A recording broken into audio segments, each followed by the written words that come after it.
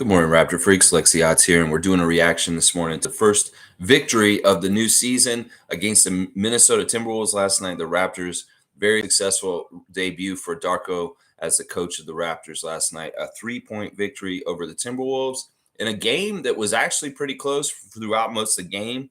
But in some ways, the Raptors really were kind of playing more overpowering and more controlling of the game the whole game last night on the down low.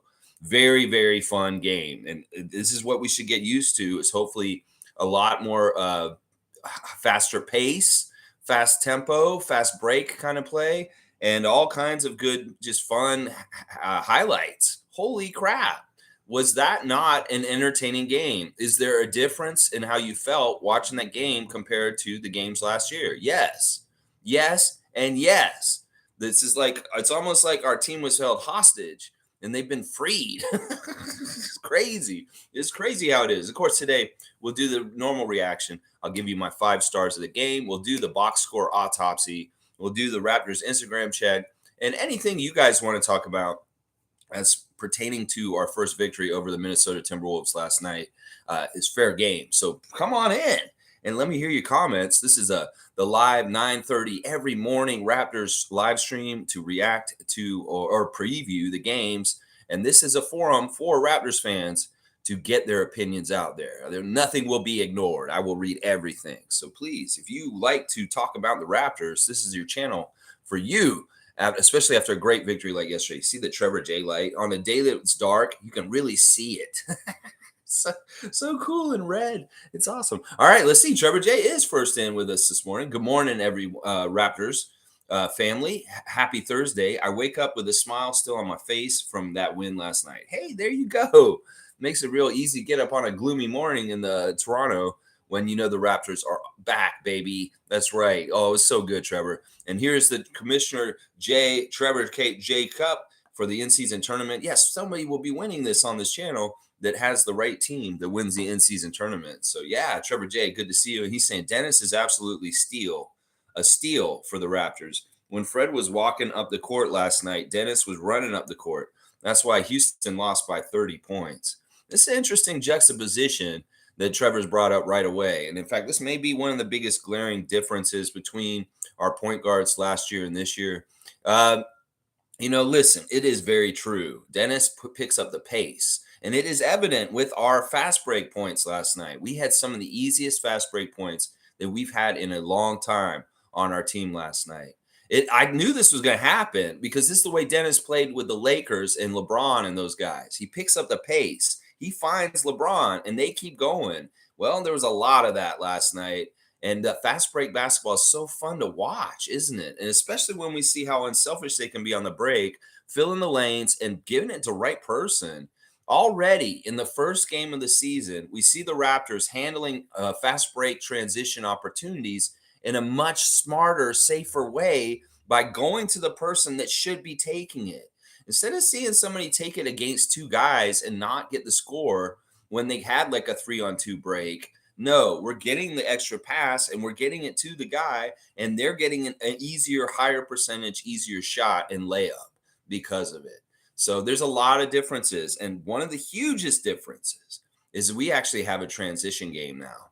And I'm all about it. It's so awesome. And it's fun to see, y'all, isn't it? Because we have interchangeable guys that can be the passer or the finisher. And, oh my gosh. And then you just don't even get me started on Precious's alley-oops. Yeah, that's another whole thing we got to talk about there. But yeah, there was a difference.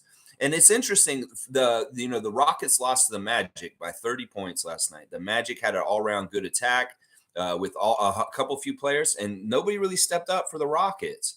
In some ways, they were waiting for Fred or Jalen Green to step up and be the man and lead them. Well, nobody did it. Jalen Green was shooting poorly, and Fred got 14 points on 3 of 14 shooting or something. So, yeah, get used to this, Rockets fans. This is what you're going to get this year, blowouts. Because your team is still not that good. Trust me, it is not. You did not improve it that much. Fred and Dylan Brooks do not add to winning in the way you guys think. They are ingredients on the side with other people driving the winning. So, Houston, you're going to need to get Jalen to carry y'all because Fred's not going to do it. He just will not. You may have paid him $43 million this year, but you're not going to get that value. I'm going to tell you that right now. And I hate to say that because it's just the damn truth. Fred, we love you. You made some money, but yeah, in some ways you're stealing that money from Houston. We could say that. Yeah. Let's see. Jimmy Pope is here. Good to see the Pope of positivity. That Darko video made me so happy. And it's the way the players were acting and what they were saying. We're together, baby. We're buying in. I'm so hyped. Only good things from here. Woo! Pope of positivity. He's feeling that positivity from the team. What a great open gym clip after the game. The picture on my stream this morning. You know, Darko, he's funny. He's very dramatic. He has a lot of energy and he infuses our team with energy. And I love that about him. And one of the things that I noticed is when they did the ice water dump on him, he kind of ran into the room from out of the room. Like he knew what was going to happen. It was almost like, go out of the room. He's like, all right, I want to be ready for this. He's like, all right, can you like put some warmer clothes on? Can you be ready for like a barrage of ice water? So he's like, all right, I'm ready. And he runs into the room. Like he's like, whoa! He runs in and yells into the room. Kind of like something I would do. I would totally do that. If I was like going to get ice water dumped on me, I'd run in the room screaming too. And like going, like he's so hyped. It's like you can tell the man is really like that was genuine, like adrenaline, excitement about getting his first NBA win ever as a coach. And when he came in there, he's like, whoa, whoa. It's so intense. It is like he's awesome. And they were, of course, throwing the water on him. They dumped so much water on him. There was so much water on the floor in the locker room of the Raptors. And, OG was whipping bottles at him again. In fact, this is what Pascal said in the interview afterwards, that OG was throwing the bottles again. He's like, OG, stop. OG, stop. OG, stop. He's whipping those bottles at Darko. Once again, why do you do that, OG? Why are you a bottle whipper? Why are you always tossing bottles at people? Stop doing that. Just throw the water, not the bottle. Jeez, don't get our coach hurt. And Pascal's talking about it afterwards. He's like, yeah, there was a lot of ice water, very cold water. We dumped it on him. And I was like, man, I hope this coach doesn't get sick. He's like, it's very cold. Siakam said, it's very cold. And I'm like, just don't get Darko sick. I mean, we had our first victory, and it feels good. We don't want to get our head coach sick because y'all dumped a bunch of cold water on him. So hopefully he got a warm shower right after that and warmed right back up. But yeah, that was a heartwarming moment, and it's pure. It's pure. You can tell, Jimmy, there's nothing fake about any of that. That is pure adrenaline excitement from Darko. And then the team's reaction to him, hilarious. Scotty's so happy. All them in that locker room looked like they were having a blast celebrating him. You can look at the juxtaposition between the locker room celebration of Fred VanVleet's assist record last year and the celebration from this. And it's night and day. It's night and day. These guys actually got up off their asses and celebrated instead of just sitting in the locker room. It's like, yeah, great. Good for you, Fred. Good for you. Yeah, nobody gave a shit about that. This year, they gave a lot of shit about Darko getting this first victory. Yeah, they did. Let's see. Top-a-Top's here. Good to see Top-a-Top. Good morning, Raptors family. What a game last night. The team is way more exciting than last year. This is so true. It's so true. And even though it was closer, the game was closer, don't you feel like they're more capable, Top-a-Top? Like in some ways, we're not going to be like pathetic or have something weird happen. I know there was one moment when Matt Devlin said the Raptors have not scored for the last 3.5 minutes. It was in the first half. And it was kind of annoying when he did that. I was like, Matt, let's not do this year. Please, Matt, can we not do this? The Raptors have not scored in 5 minutes. I know it's up to the Raptors to like score every 5 minutes so that this doesn't happen. But Matt, I hate when you do that call. And I heard it last night in the first game, but it didn't matter. It really didn't matter. In some ways, it's a lot like what I said. The game's going to be close, and we're going to have to see how Darko handles a close game. Well, the interesting thing was we won this game off of defense. It really was OG's little poke steal under Rudy Gobert's arm that really sealed the deal. And then Scotty got to do his signature move with the longest delay I've ever seen him get to do it. And I was like, Scott, don't do this. People in Twitter last night were saying, Scotty, you could get a 3-second call from just standing there looking back at them, trying to let them come back and then dunking it like that. That's a really weird score to be the dagger. I'm telling you right now, the way that OG poked that ball out of there and got back, Minnesota Timberwolves fans are pissed already. I went and looked in their comments section on that play, and they are so mad at their team for being lazy and not trying to run back and get back on Scott in that play. That really is true. Minnesota kind of sucks in some ways. In some ways, that big man Gobert is a fraud. He really, really is. And Karl-Anthony Towns is a weird guy too. But Gobert is definitely a fraud. He's a fraud. He was a fraud in Utah. He's a fraud in Minnesota. And I don't understand why Timberwolves fans are saying they want to get rid of Cat. Get rid of Gobert. You need to get rid of him, not Cat. Cat is a better player than Gobert. And if you got rid of Cat instead of Gobert, that would be the wrong guy you're keeping. But you go ahead. Do whatever you feel like doing. Yeah, you're going to mess up either way probably. But yeah, very, very, very fun game. And we were in it the whole time. I didn't worry about it. But Scotty, man, please don't get a 3-second call because you're trying to be cute. Please don't do that. But what a fitting end of the game. And it was like almost like, yeah, this is Scott. Scott's going to do this sometimes. And he gets to do the dagger in his very fun way. Top saying Darko gets his first win and it's well deserved. He could have played Flynn less as he's not an NBA player. But OG and Scotty's defense was amazing. OG containing Ant and Scotty's blocks. Wow. Yeah. All right. I'm going to break this down and do it all justice. Darko's first win was well deserved. Some fans are so dumb. Like, listen, we're doing a celebration for Darko in the locker room, and some fans are getting on there and saying, why are they celebrating like they won a championship? What are y'all are stupid, aren't you? Like some of y'all on Twitter. You really don't get it, do you? You're not very smart, are you? It's like, why are they celebrating like they won a championship? It's only the first game of the season. Like, who the fuck are you? You don't understand this is the man's first NBA game that he ever coached and that he just had his first milestone of winning his first NBA game ever. It's like, where are you? Hello? Are you just dumb? Is things going over your head? Like Twitterverse, are you stupid? You don't understand why they're celebrating in the locker room? This isn't like the Minnesota play-in celebration because they won a play-in tournament. No. This is a coach's accolade. This is a coach that just won his first ever NBA career game. And that's why. Does that make sense? Dumbasses on Twitter wondering why the Raptors are acting like they won a championship on the first game. You idiots. If you're for other teams and you're saying that, you're dumb. You're just dumb. That's what I got to say about that. Like, do you not get it? He just won his first NBA game. They're going to celebrate that. You're trying to make jokes? Oh, the Raptors are making the championship for right now? Fuck y'all, you idiots. You don't understand why they were celebrating that last night. Jeez Louise. All right, now you're saying he could have played Flynn less, and he's not an NBA player. Holy crap.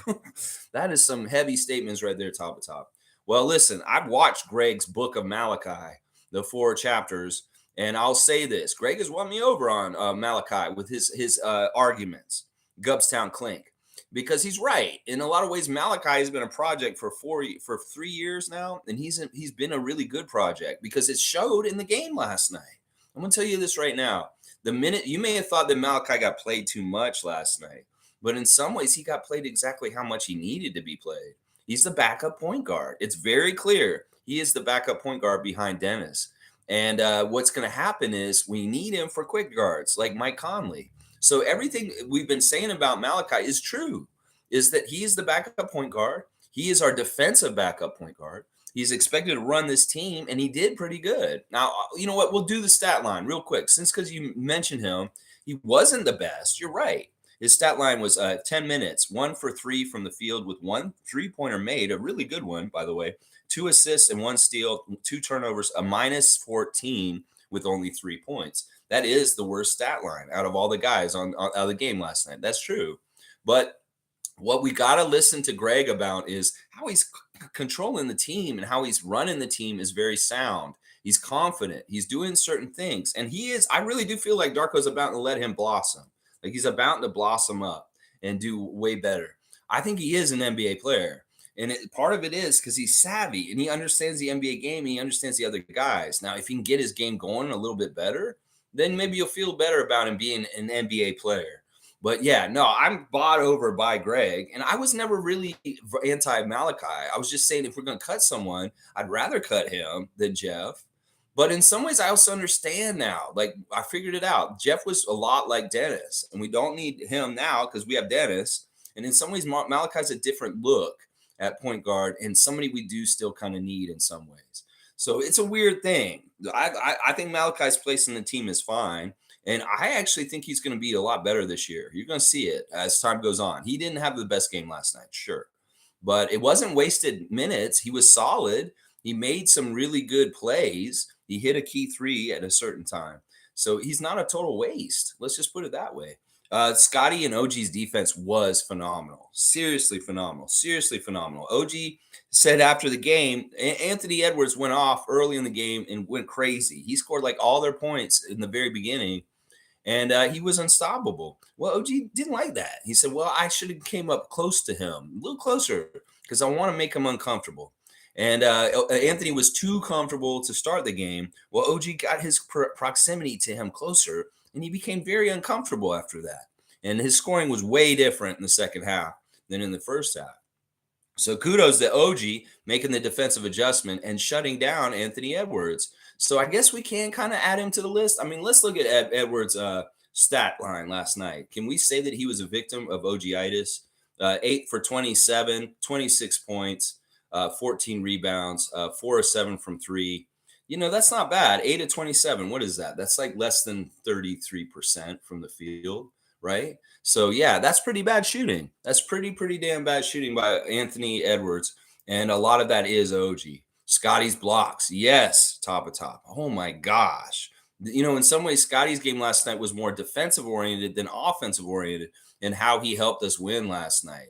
It was kind of like Dennis and OG were the scorers, and Scotty added some scoring late, but it was really the defense of Scott and the rebounding and the different things like that that were huge. I watched the 5 blocks by Scott in a highlight just now, and he blocked Karl Anthony Towns twice, Naz Reid, Kyle Anderson, and Shake Milton, the 5 blocks that he had. So 2 of those were against big old giant Karl Towns, and that is pretty damn impressive. All right, so let's do my 5 stars of the game. My number 1 star of the game is actually Dennis, guys. I really like what Dennis did in his debut for the Raptors last night. In some ways, he wasn't being selfish, but he ended up being the lead scorer. It was really that it just ended up being with him. Now, I love the 4 for 8 from 3, 8 for 17 from the field goals for overall, 3 rebounds, 7 assists, only 2 turnovers, a plus 10, 22 points. He was the highest plus minus and the highest scorer for our team. You know, in some ways, Dennis ran our team exactly how we need him to run it. He was a defensive leader. He was a passing leader. He was a transition leader. He only took the shots when he was wide open and he had a good chance. We saw some really good interplay between him and Scotty and different players. That one play where Scotty went and bumped up and did that was a LeBron move. LeBron's done that for Dennis in past years, where he comes and bumps off the defender and then put it between his legs, and Dennis was behind him and he shoots the 3 over his head. Yeah, that was a LeBron move. That's something LeBron's done for Dennis in the past. So that was pretty cool. In some ways, Scotty gets to cosplay LeBron James when he plays with Dennis Schroeder, which is kind of fun. I mean, in some ways, Dennis can say, yeah, this is how we used to do it, me and LeBron. And Scotty said, cool, I get to do the LeBron part. That is kind of fun to Scott. I'm going to tell you that right now. And that may be one of the coolest things about playing with Dennis is to him is mimicking things that Dennis would have done with LeBron. So good. So good. But yeah, Dennis is my player of the game for being a great leader. He showed that same kind of leadership, just like with Team Germany, with the Raptors.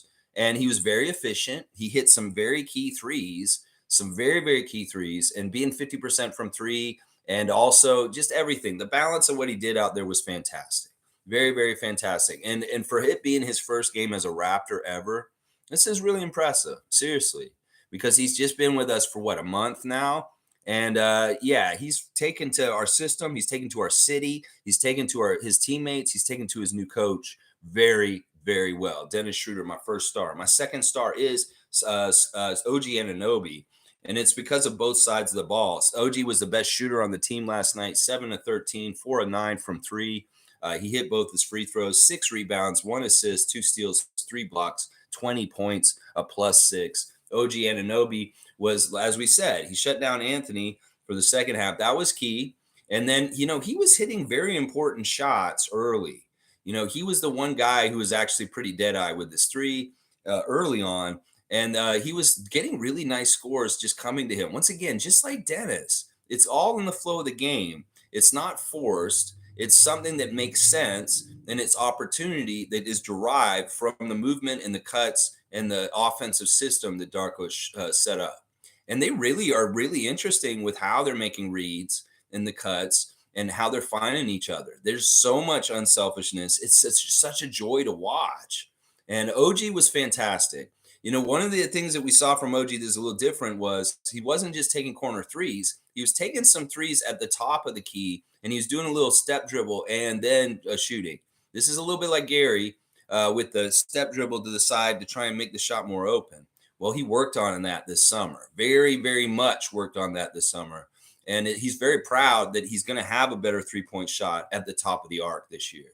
So let's just expect our guys all around, Scotty, Pascal, OG, to shoot better threes this year, even better. OG's already a really good three-point shooter, but he's made more of the spots around the arc more a higher percentage at this point. He didn't shoot very well at the top of the arc last year for three, and last night he did. So that's a good change. That's a very good change with Mr. Anunoby as far as that. My third star is Scott Wayne Barnes. Scotty was a force out there. Scotty was a glue guy. Scotty was 17 points, 6 of 16 shooting. He only hit one of his 4 3-point attempts, but that was enough to keep him honest. And he needs to do that. And that's what Darko said. If they get those shots open, all of them need to take them. That's basically the philosophy. He said, if you guys are open for three, shoot it, because I want you to shoot it because you got the open shot. That's the right shot. So when they leave guys like Dennis and Scotty open on the outside, they have the green light and they're expected to shoot. So anybody who's saying Scotty needs to stop shooting the three so much, that's what Darko wants. And honestly, it's really good. Like Alvin said, that Scotty's showing a confidence in his three-point shot at this point. He needs to have a very confidence about it and just believe he's going to make it. And a short memory if he isn't, because he'll be a good three-point shooter. He's got the right form this year. His form is way better with his three-point shooting this year than it was last year. So, yeah, Scotty all-around stats. The thing about Scott with his stat sheet is going to be is stuffing it. He stuffs that stat sheet. 8 rebounds, 5 assists, 2 steals, 5 blocks. Yeah, 5 blocks. That's the career high for Scotty Barnes. And they were not nasty blocks. Like, they were big-time, big boy blocks where he was, like, sending stuff. The one block that was hilarious was the one he did where it was going out of bounds, and Dennis saved it. I couldn't believe Dennis saved that block. That was an impressive play by Dennis off of the block that was impressive, but he almost threw it in our own goal, which was hilarious. There were a lot of, like, sequences in the game last night that were kind of madcap, kind of Keystone Cops kind of shit. Like, people would say, oh, this is going to be on Shaq and the Fool. There's definitely going to be some Shaq and the Fool from the game last night. Just a little bit, just a tiny bit. I'll bet Shaq will watch it and say, oh, I need to put that on my Shaq and the Fool. But, no, honestly, the game was really crazy. The energy, it was all up and down and all over the place. And sometimes it did look ugly. But, man, what hustle by the Raptors shown in many important places, like Dennis running to get that ball out of bounds that Scott just blocked. That turned into a transition play at the other end, and we got a score. And that's fantastic. That is absolutely fantastic. So, Scotty, getting 5 blocks is a big, big deal. And I just love your stat line all around, man. You filled it up all kinds of ways. 5 assists, 8 rebounds. Beautiful stuff, Scotty. He didn't really score a lot in the first half either. Most of Scott's scoring happened in the second half. So really, really big time stuff by you. And I can tell you enjoyed the game and the way you played in it. And you just want to win. The embrace of Scotty and Siakam after the game in that picture is a beautiful thing to see. It's a beautiful thing to see. See those guys hugging after the game. All right, my 4th star is actually Pirtle, y'all. I was really happy with Pirtle on the down low. He was really key early in the game. We were having trouble. Like, listen, the Timberwolves, as Darko said, maybe the tallest team in the NBA. So if you're going to go up against them in rebounds, you're going to need some battling to go up against Cat and Gobert, because these guys are very tall and they do eat up a lot of rebounds, and they absolutely killed us on the boards last night. But one of the few people that was doing stuff for us down there in a major way was Jakob. And it was really early in the game. We saw Jakob get some offensive putbacks that were really, really important to get us going offensively. I like Jakob's stat line because he was efficient. He was 3 for 3. He made all 3 of his shots he took. He did miss 3 free throws early in the game, and that pissed me off. But he got them right away. 11 rebounds, 3 offensive, 1 assist, 1 steal, 1 block. Plus 8 with 7 points. He's just solid. He really did play good, solid defense and rebounding. And, he's so important. If we don't have a center like Jakob on our team, teams like the one we played last night eat us alive with Karl Anthony Towns and Rudy Gobert. So everybody who thinks that the wasted money on Jakob last year or us getting him back this year is stupid, you guys are fucking stupid. You can't see how he helps us with big men in this league. He is absolutely essential to our team and our ability to win. So everybody who thinks that keeping Jakob or doing whatever we did with Jakob this year was stupid, you're idiots. You are the idiots. Honestly, you can't see what he was doing out there last night as far as helping protect our paint and get the rebounds and work hard for us against really tall men. If you can't see that, I don't know what to tell you at this point. You just don't understand basketball. You may think he's not worth it because he got 7 points, but that man worked hard and played really good last night. He really, really did. And my fifth and final star is Precious. I would put Siakam in the top 5 because he was pretty good too. But in some ways, he didn't shoot well enough.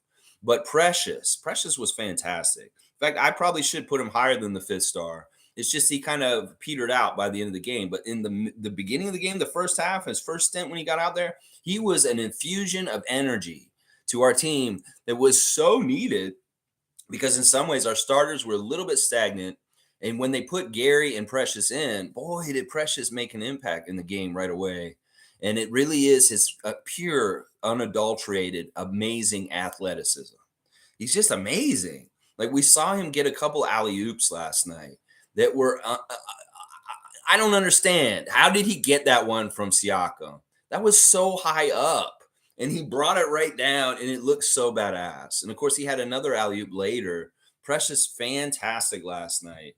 Fantastic. 24 minutes, 4 of 9 shooting at 8 points, 3 offensive rebounds for 8 rebounds altogether. Yeah, in some ways, the stats don't look as good as what he actually did out there as far as infusing enthusiasm and excitement and energy in our team. Dennis giving him big props for that after the game in his interview.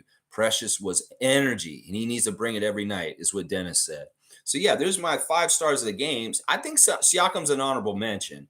I could put him on there. I really could have. 5 of 17 for Siakam. That's the one thing that hurt him, is being 5 of 17. He was 3 of 5 from three-point range, so he's shooting his 3 really well, though. 7 rebounds, 6 assists, 1 steal, 2 turnovers, 15 points for Siakam. See, it's just I expect a little bit more from Siakam if I'm put him as one of the 5 stars. Just a little bit more. Yeah, good stuff. Top saying there was a sequence in hang on. Where was I? I'm right here. La, la, la, la, la, la, la, la. Hang on. I want to make sure I didn't miss any comments.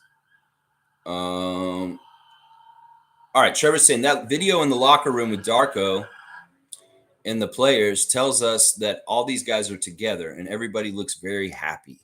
Yeah, these guys are in a good place. Now, it was really all right. Here's an interesting one. He didn't play Boucher last night. Now, that was interesting that this was the guy who didn't end up getting in the 10-man rotation last night. I don't think it's anything that you can read into too much. It's not that Chris is in the doghouse. It's just I feel like he wanted to get Grady Dick his first ever rookie appearance. So, man, they got a parade of like emergency vehicles going by my house right now. Go on, cops. Do whatever the fuckery you're doing. All right, let's see. Basically, with Chris, I think that, and this is what Darko said after the game, is like Chris is a professional. He understands why he didn't play today, and he understands that I have plans for him in the future for what we need to do with him. Now, you got to think about this. We've got 6 games in 9 nights to start the season, and in some ways, he has to temper everybody out in the right way. I'll bet you Chris will be one of the main rotation players on Friday night against the Bulls. And he may, it may be that there's certain players that play Friday night and don't play on Saturday night. And that's how he's going to kind of keep guys fresh for games that are back-to-backs and stuff like that. So, it's weird. It's weird. In some ways, I also look at it this way. Who sat out for the Raptors last night? Thaddeus, Otto, Garrett, and Chris. All 4 of those guys are vets. All 4 of those guys are 30 years old and up. And in some ways, it's kind of like showing, look, I have these great vets I can use if y'all aren't doing well, youngsters. Yeah, it could be like that. And it very well is Chris is the first one out of those guys, maybe Thad after that. But in some ways, Chris was in the old veteran group sitting on the bench watching the game last night. But they will be utilized. Trust me. They will be utilized. So don't read too much into it. In some ways, like somebody said in the chat, I think it was Seymour, he's going to get his energy and like aggressiveness to do well up because he's giving him hungry by not playing him. It's like in some way you want to light a fire under Chris's ass. Well, don't play him the first game and see how he does when he does get out there again. Well, seriously, that may be very, very smart. Let's see. Top saying there was a sequence in the first half with Precious and Pascal clamped down on a player that came through their zone for the entire possession. If the team can maintain that intensity on D, look out. I really love the new defensive system.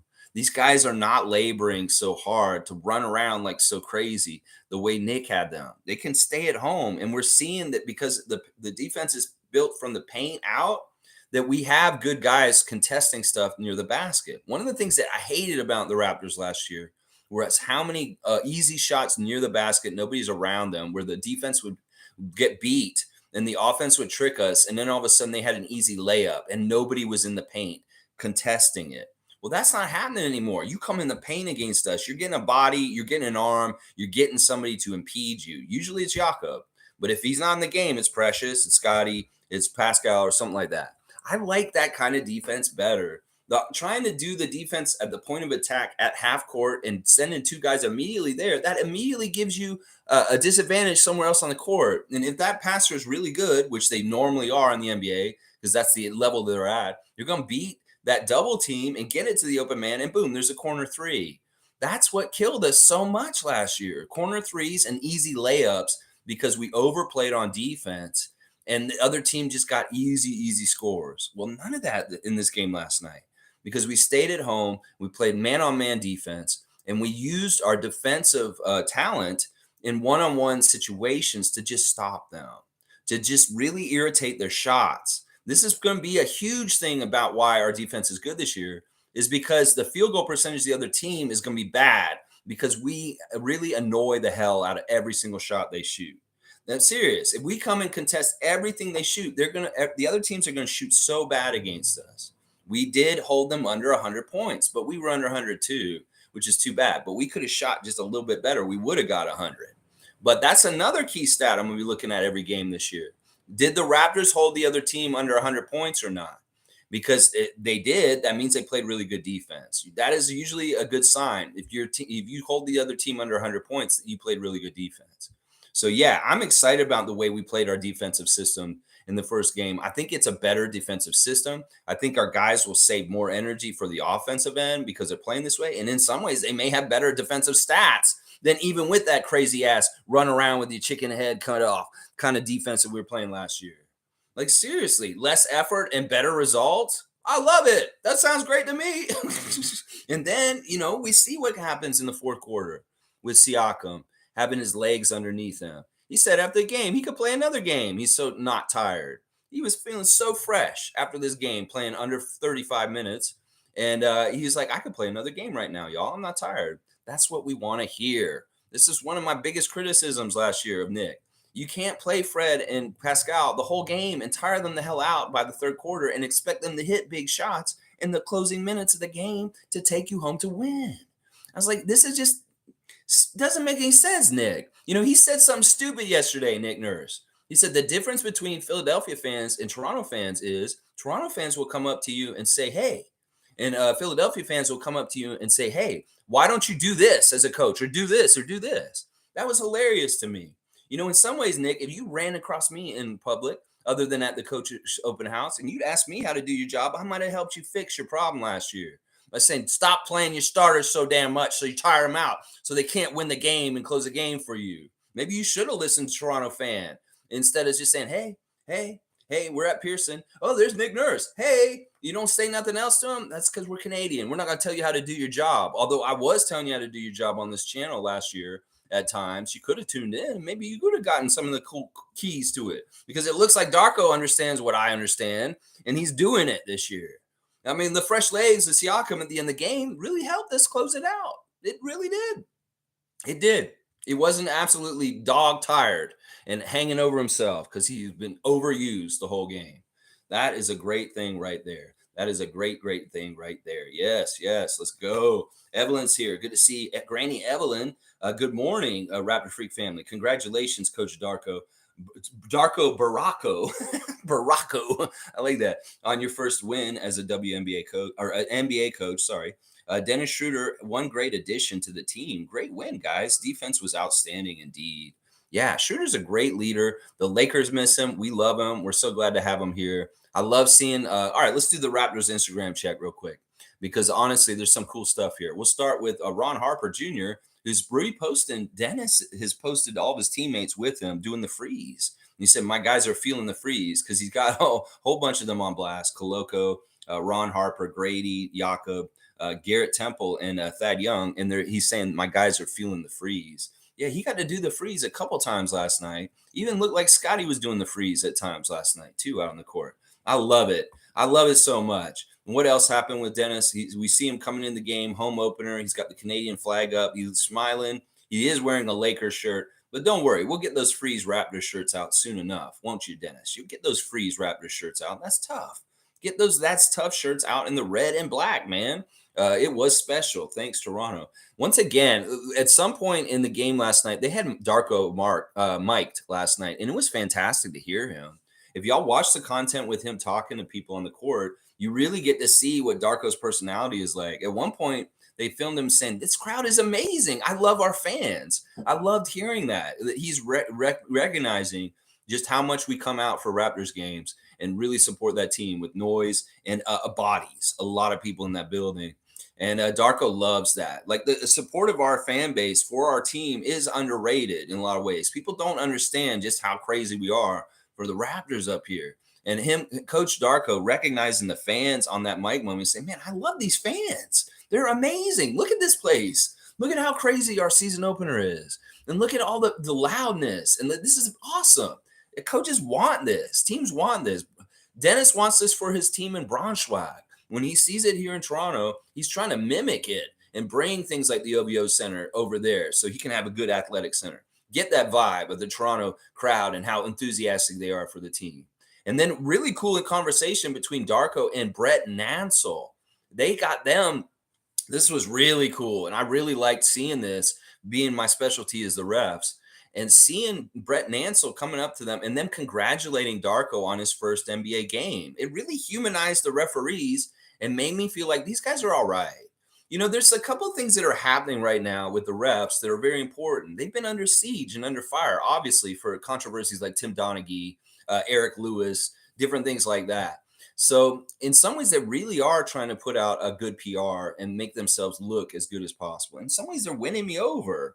I really do want to believe that they're on the up and up and that they're good people. I really do. You know, Darko said this, and they asked him about the referees the other day, and he said, "The referees are amazing. They're great people. They have a hard job, and they do the best job that they can." Look at that. What great PR skills by Darko to get good favor by talking them up and saying that he respects them. In some ways, my ref report this year may reflect our coach more than me being mad at them. If my coach wants to respect the refs and speak glowing to them, kiss their ass, I will do that. So the ref report may be very kind this year to reflect Darko's way of dealing with them or liking them. In some ways, I don't want to get them mad and have them against the Raptors because it's something stupid I said about what they like to eat. So this year, I'm going to take the approach of our coach, and I'm going to be very benevolent and kind to the refs because that's the way Darko would want me to be. So, yeah, I love that interaction with Brett Nansel and him. He's trying to do like what is that saying in Serbian or something like that? And he's like, "Oh, yeah, that." And then they're congratulating Darko at one point on his first NBA game. And he says, "A long time coming," or something like that. So they know Darko from before and all of his assistant coach time and the NBA. So it's not like he's totally unfamiliar and the referees have no relationship with him. They very much do. And it seems like they like him. So, hey, good first ref check with the referees. The referees showing respect and love towards Darko in his first game and joking around with him. Hey, I don't know if Butthole Face would have got those kind of jokes and laughs around with him. Let's just see. I don't know. I have no idea about that. All right, let's keep going with the Raptorsfreak Instagram check. I love seeing it. It was special. Thanks, Toronto, from Dennis. He's going to have some fire YouTube content coming up, guys. I can tell. I love seeing the game action shot with Dennis there. He's high-fiving one of his teammates. He said, "Great W at home," with him and Scotty giving each other dap right at the end of the game. I love that he's tagged Scotty in the post. And then he's saying good to see his dog Troy Brown Jr., who's on Minnesota. He was saying what's up to him. Yeah, there's my guys feeling the freeze. He's like, keep going. This is what Dennis wants to do. Collect W's. We got the first one. Now we go to Chicago for Friday night. Take them each as they come and focus on them and take them down as they come. That's right. Keep going, Dennis. You and Scotty, Pascal, and OG, you guys gonna rock this league this year. Dennis with a very beautiful picture of his family, my life, my heart, and all of them are wearing Raptors jerseys. Number 17. I love seeing Ellen, Junior, and Bubba and Amari all wearing the Raptors red with number 17 Schroeder on there. I love it so much, Dennis. Your family's so beautiful, and especially wearing Raptors jerseys. Yeah. All right. So I think that's pretty much it. Very limited Raptors Instagram check. Matt Devlin's putting the fisherman's friend on blast. And Monique has got a picture of her friend with her at the game. I'm not sure who she is. Let's see. DeMar's in the new heist video for the in-season tournament. That's kind of cool. If y'all haven't seen this, they did an ad, a little mini movie to promote the in-season tournament in Vegas with Michael Imperioli of the Sopranos fame. Christopher. Yeah, I met him once and here in Toronto at the Velvet Underground. He's a nice guy. He's a very cool dude, that actor, Michael Imperioli. But yeah, it's funny little clip with different NBA players in it, kind of like Ocean's 11's vibe in a casino and the heist. And DeMar has a cool part in it. He's like wearing a long jacket and he's kind of like, he's cool. I love that DeMar's picked and put in this. He's a really good actor. Like he has like a charisma on the TV that makes you think he's a real actor and character in this story. And then, of course, Kawhi's in the kitchen and he's weird. He's like wearing glasses and he's kind of like incognito. And it's like, I think they're kind of trolling Kawhi too with like what they said when they showed him on camera. But yeah, check out the heist video, the new promotional video for the in-season tournament. It's hilarious in some ways with the NBA players showing up. Draymond looks like he fits as a security guard. He does. He looks too good in that outfit. Like that should be maybe his job. I don't know. But anyway, the heist video is cool. Good job, NBA, with that. And I love Michael Imperioli. It's always good to see him involved in stuff like that. Yeah. I actually really loved that yesterday they rose the We the North flag at City Hall with Olivia Chow, the mayor of Toronto. And we see who else is there? Bobby Webster. And who's that? That's Jamal McGlure and Matt Bonner. That's right. Matt Bonner's there. Red Rockets there too, as a former player of the Raptors. I love them raising the We the North flag at City Hall with the mayor.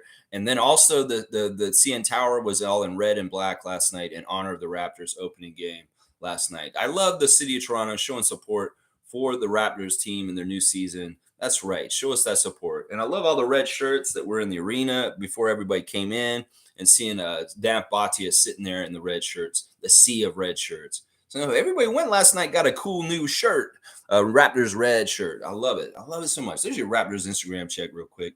Yeah, that was awesome. Good game last night. Here's Monique. She was at the game last night. Let's see what superfan Monique is saying. The greatest. Good morning, Raptorfreak family. Such a close game, which shouldn't have been. 3 stars of the game, Dennis, OG, and Pascal with some dagger threes. Scotty, no one played pretty. Enjoyed the game. Massive crowd. Yeah, good crowd. Rocking crowd. Good job coming down there, bringing the noise, supporting the team right. The 100 level, once again, missing at the beginning of the second half for a good half of the third quarter. But you know what? The Raptors actually thrived when the fans weren't in the stands at the beginning of the second half. This is normal. These hoity-toity motherfuckers sitting down near the court, get back to your seats. Seriously, if you have to go to the bathroom, hold it. An NBA game is only 2 hours. It's like a movie at this point. You can sit in your seats the whole damn 2 hours. And I realize if y'all are all lemmings and y'all get up out of your seats at halftime and you all go to concessions all at once, there's going to be delays and you're not going to get back to your seat in time. So maybe stagger it. Maybe go a little early in the second quarter and beat the crowd. And then, you don't have to worry about any of that. I'm just sick of having so many people not in their seats at the beginning of the third quarter. This has been a problem that's hurt the Raptors in their history in the past. Well, it didn't hurt them last night. They didn't give a shit that y'all weren't back in your seats. They kicked some ass as soon as the second half started. But still, I don't like seeing it like that. I really don't.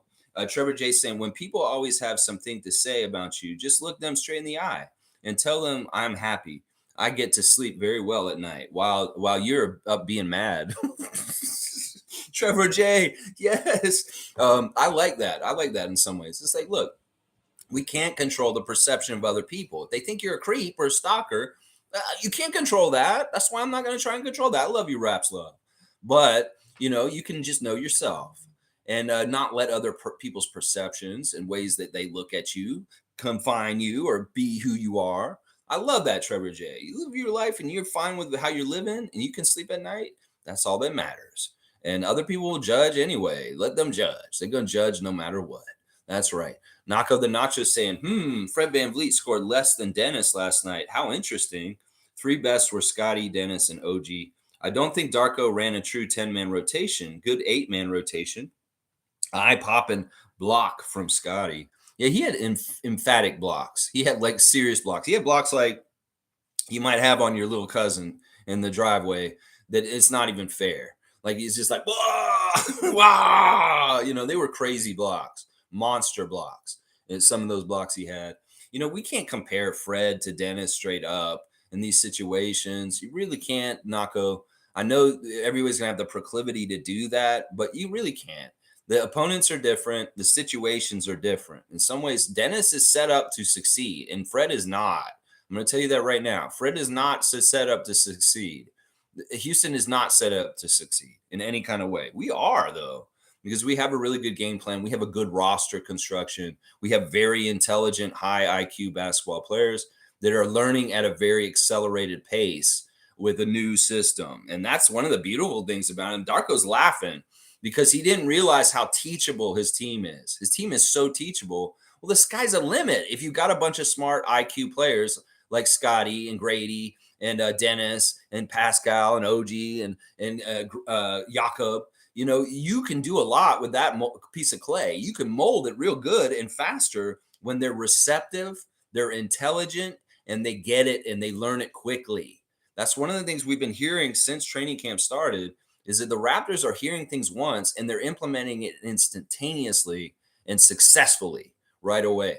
So it's like they're on another level of aptitude as far as how much they're sponging up everything. I think Grady Dick and Jakob Poeltl and Scotty Barnes are all three a representative of this. Grady's coming in as a 19-year-old, doesn't know jack shit. He understands that. He accepts it. He wants to soak up as much as possible. He said this over and over again.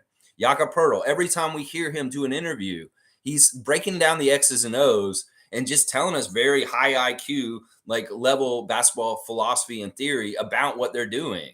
And he's straight up just telling them, it's like, well, I like this about this. And why did you come back to Toronto? Because I really believe in this system. I love this city. I'm comfortable here. I love the fans. There's all kinds of reasons why Jakob came back to Toronto. And then, Scotty's enthusiasm and just pure general teammate love of as far as that is a great role model for like, let's be as unselfish as possible. Let's learn and go with trust what coach is saying because we're seeing results. That's the thing. Darko in some ways has to gain their trust through getting us wins. And he did it last night, the first one. And what did he say when he got his little ice bath at the end of the game? He said, winning is fun, isn't it? Yes, it is fun. And let's continue to do it. That's what I'm saying right now. Yeah, let's continue to do it. That's right. You're right, Gerald. He didn't do a straight up 10-man rotation. Grady only played for 2 minutes. And it was really just to get that appearance and get that NBA debut checked off. That's really what it was. But it was really more of a 9-man rotation in some ways. You would say 8-man rotation, I guess, but Flynn got 10 minutes. He was actually part of the rotation. So I say it's a 9-man rotation. And interesting how much he values Jalen McDaniels. Jalen McDaniels getting a huge chunk of the bench rotation minutes instead of Chris Boucher in some ways. I get it. Jalen has a couple of other things about him that are more fleshed out and complete than Chris in some ways. And that, in some ways that's a tough thing because Chris is the senior guy. He's been around, but Jalen is very much valued by Darko, and he was put out there in very key situations and very leaned on. And he wasn't horrible. It wasn't his best game though since he showed up with the Raptors. He was much better in preseason. Jalen 16 minutes is 0 for 3. They were all 3-point shots that he took, and he missed all of them. 2 rebounds, 2 assists, a steal, a block. and no points, a -3. So yeah, in some ways, Jalen McDaniels, maybe he shouldn't have been playing, and maybe Chris should have been in that spot in those 16 minutes. They may look at the stat line, and Jalen may not get the chance in the next game, and Chris may get that chunk of minutes. It could be like that. I love this thing I found yesterday online. Darko talking to Malachi. Malachi told this story to somebody recently where he said he showed up to training camp on a red eye late night from Seattle, and he was really tired. And he came into the practice the first day, and he was horrible. And after the first day, Darko came up to him and he said straight up, "You sucked yesterday." He said that straight up to Malachi. He said, "You sucked yesterday." So he's that kind of guy. He's so personable with them. He can be so honest with them when they are not doing well. He can say it, and they aren't even upset at him because they know he's just honest and he's real. And it's not like he's trying to say it to put them down or make them feel bad. He's trying to be honest and kick them in the ass and get them to get better. And Malachi's like, yeah, I flew in real late and I was tired, and that was part of it. But no excuses. I should be better. That's the kind of like straight upness that you want with your coach and your players. No bullshit. No pussyfooting around. If you're sucking last night, you suck. So it could very well be that they're watching the film today, and in some ways, Darko may be adjusting his rotation partly on how the guys performed last night. And if a guy like Jalen McDaniels plays like that, then he's stuffed with some good stuff in the middle, but the shooting was not good. And maybe he's like, okay, I'll go with Chris next game, something like that. It could be like that. The other guys off the bench, Trent was tough last night. I thought that Trent started well, but he kind of faded away by the end of the game. And we didn't use him as much or go to him as much. He only was 2 of 8, 5 points. He was 1 of 4 from 3, 2 rebounds, 2 assists, 1 steal, 1 block. So there's a little bit of stat stuffing. But him and Malachi were getting foul calls like crazy. For some reason, they were getting a lot of fouls between the two of them for the bit of time they were out there. So Gary, not a normal game for him. A little bit off last night. But we weathered that storm. And think about this. This is how far we came. Gary Trent Jr. has a 5-point game and shoots 2 for 8 last year. We lose because nobody else on that team has a scoring punch to come and meet up and keep us going. In some ways, Gary stalling out by the end of the game in the second half would normally mean we're losing for sure. And that wasn't the case last night. So that's really cool in some ways, that if Gary doesn't have a super good game, we can still win. Because last year, we totally relied on him for scoring punch and carrying us for scoring. So this is a good sign, too, that we didn't have to be overly reliant on Gary Trent Jr. finding his own shot to make offense for us. That is a huge development, seriously, in some ways. But Gary's going to get his, and he's going to be badass, and he's going to play really well. Last night was not his best game. Let's just put it that way. So, yeah, there's the bench. Dick didn't do anything. Dick didn't do nothing. He got an assist, and that was it, and a foul. And he was a +1 in 2 minutes, but nothing else. That's it. And Grady, you just got your debut. That's all you got there. So, yeah, Monique saying locker room fun was golden. Yeah, that was such a nice little clip. I wish they'd just come out with a full open gym episode instead of these little shorts all the time. I wonder if they're going to do that this year.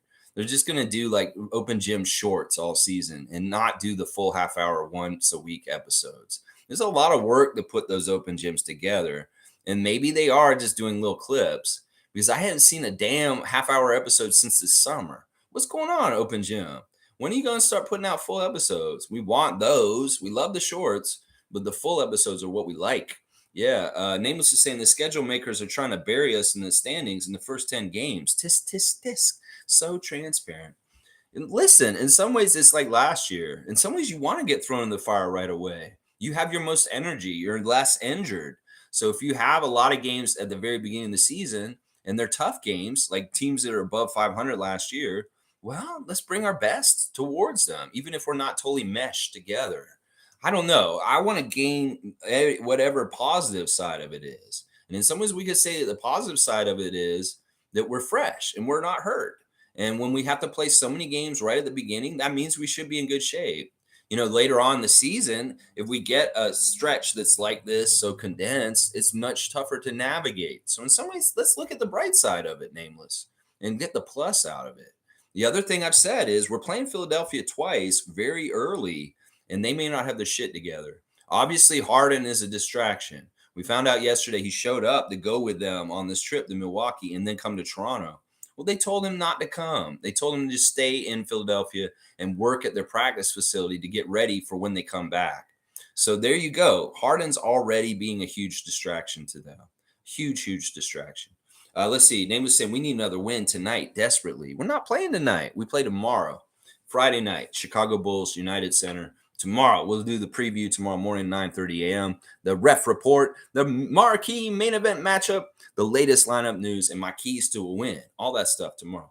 Monique is saying great chats with Alex Wong on his new book, Prehistoric and Achiuwa. So Monique hobnobbing with Raptors media types like Achiuwa Augustine and Alex Wong. Alex Wong does have that new book out, which is about the very early history of the Raptors. I recommend you guys go see it or look at it or read it or buy it.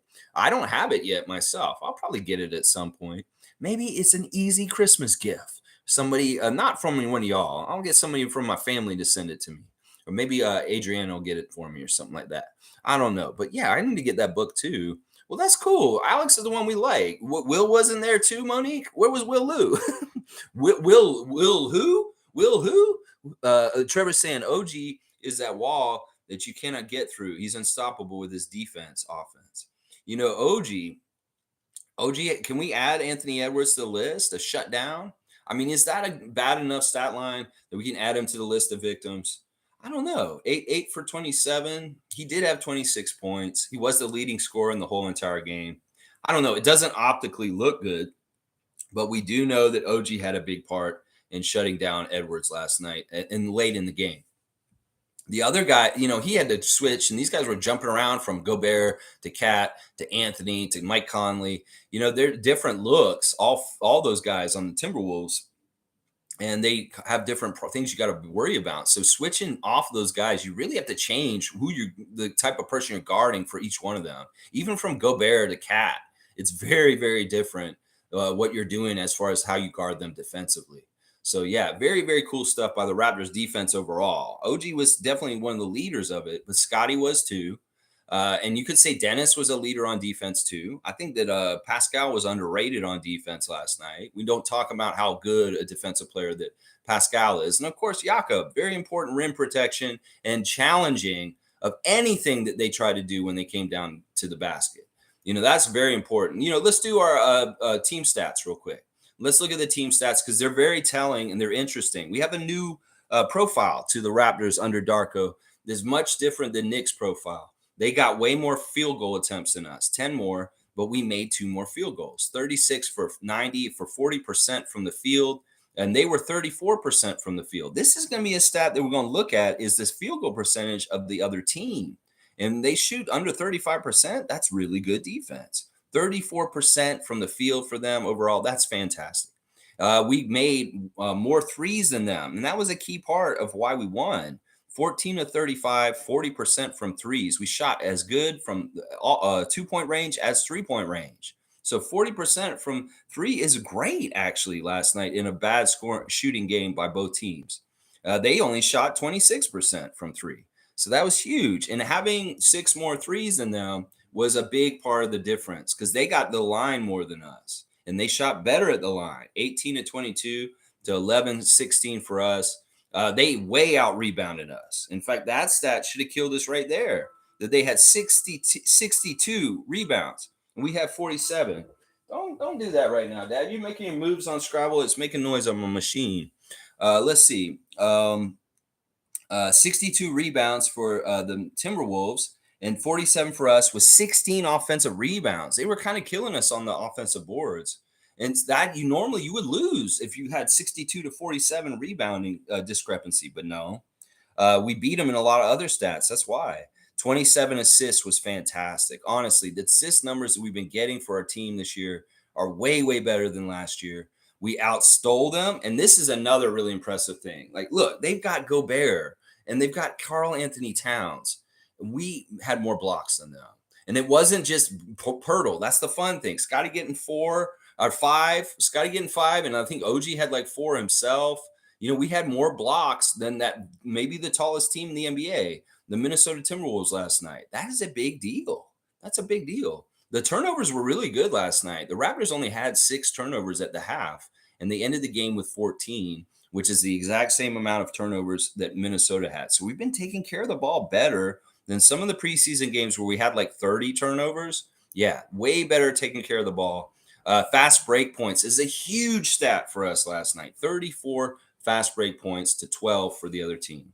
That and the 3-point shooting, that's why we won.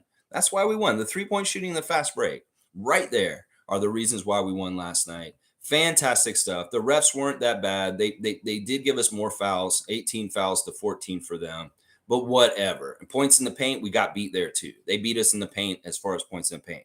But one thing I will say is everything they did in the paint last night was contested. Every single time they tried to do anything near the basket wasn't easy. We were there and we were physically on them, contesting or just making it really, really hard for them to score. I like that. That's way better defense than last year.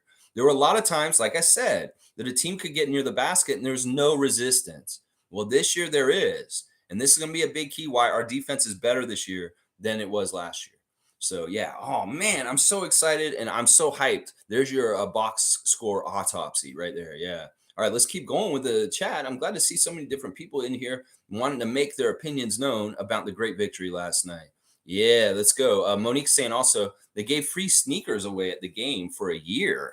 Yeah, they had a contest where they give out free sneakers to one person. Or was it the things that they were dropping? Like they do a little parachute drop from the roof and you get the thing and you're like, oh, free sneakers for a year. What does that mean though? Like if you're free sneakers for a year, can you just go in the store over and over again every 5 minutes? I want free sneakers. Okay, I want free sneakers.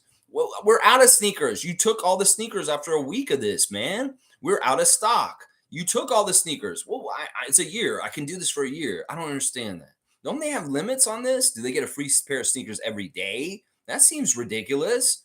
Is it until the sneakers wear out? Do they run around and try and wear the sneakers out so they can get a new pair real quick? You can't get free sneakers. Your sneakers are still good. You can't get your free sneakers again. I don't know. I need answers on the rules and regulations for this contest. Yeah. How did they get free sneakers for a year? How do they do that? Nameless is saying flip a coin for a first star, OG or Scotty. Let them fight for it. Well, I picked Dennis. I actually picked Dennis. And those guys were my 2 and 3 stars. Yeah. Nameless is saying, how many times were they going to let Rudy go 10? What the fuck? Yeah. And even Scott had clean blocks on him that were counted as goaltends. There was fishy. That was maybe the ref manipulation right there.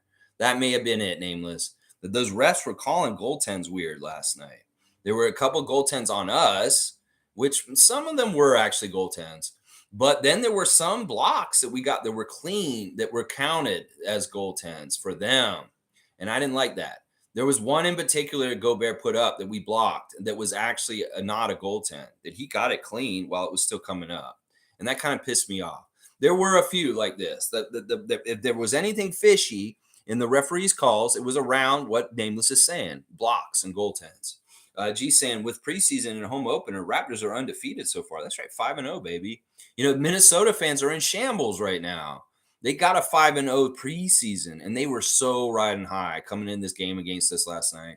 Of course, part of it is they buy into the bullshit that we're supposed to be horrible by the U.S. media. That's why this is fun, y'all. Let them sully us. Let them make it sound like we're a horrible team this year. And then when we beat their teams, the fan nation will go crazy because they're like, we lost to the Raptors. They're supposed to be horrible. And it makes it all the worst. You know, Minnesota's fans are really pissed right now. They're upset because they've been sold that they're going to be really good this year, and we kicked their ass.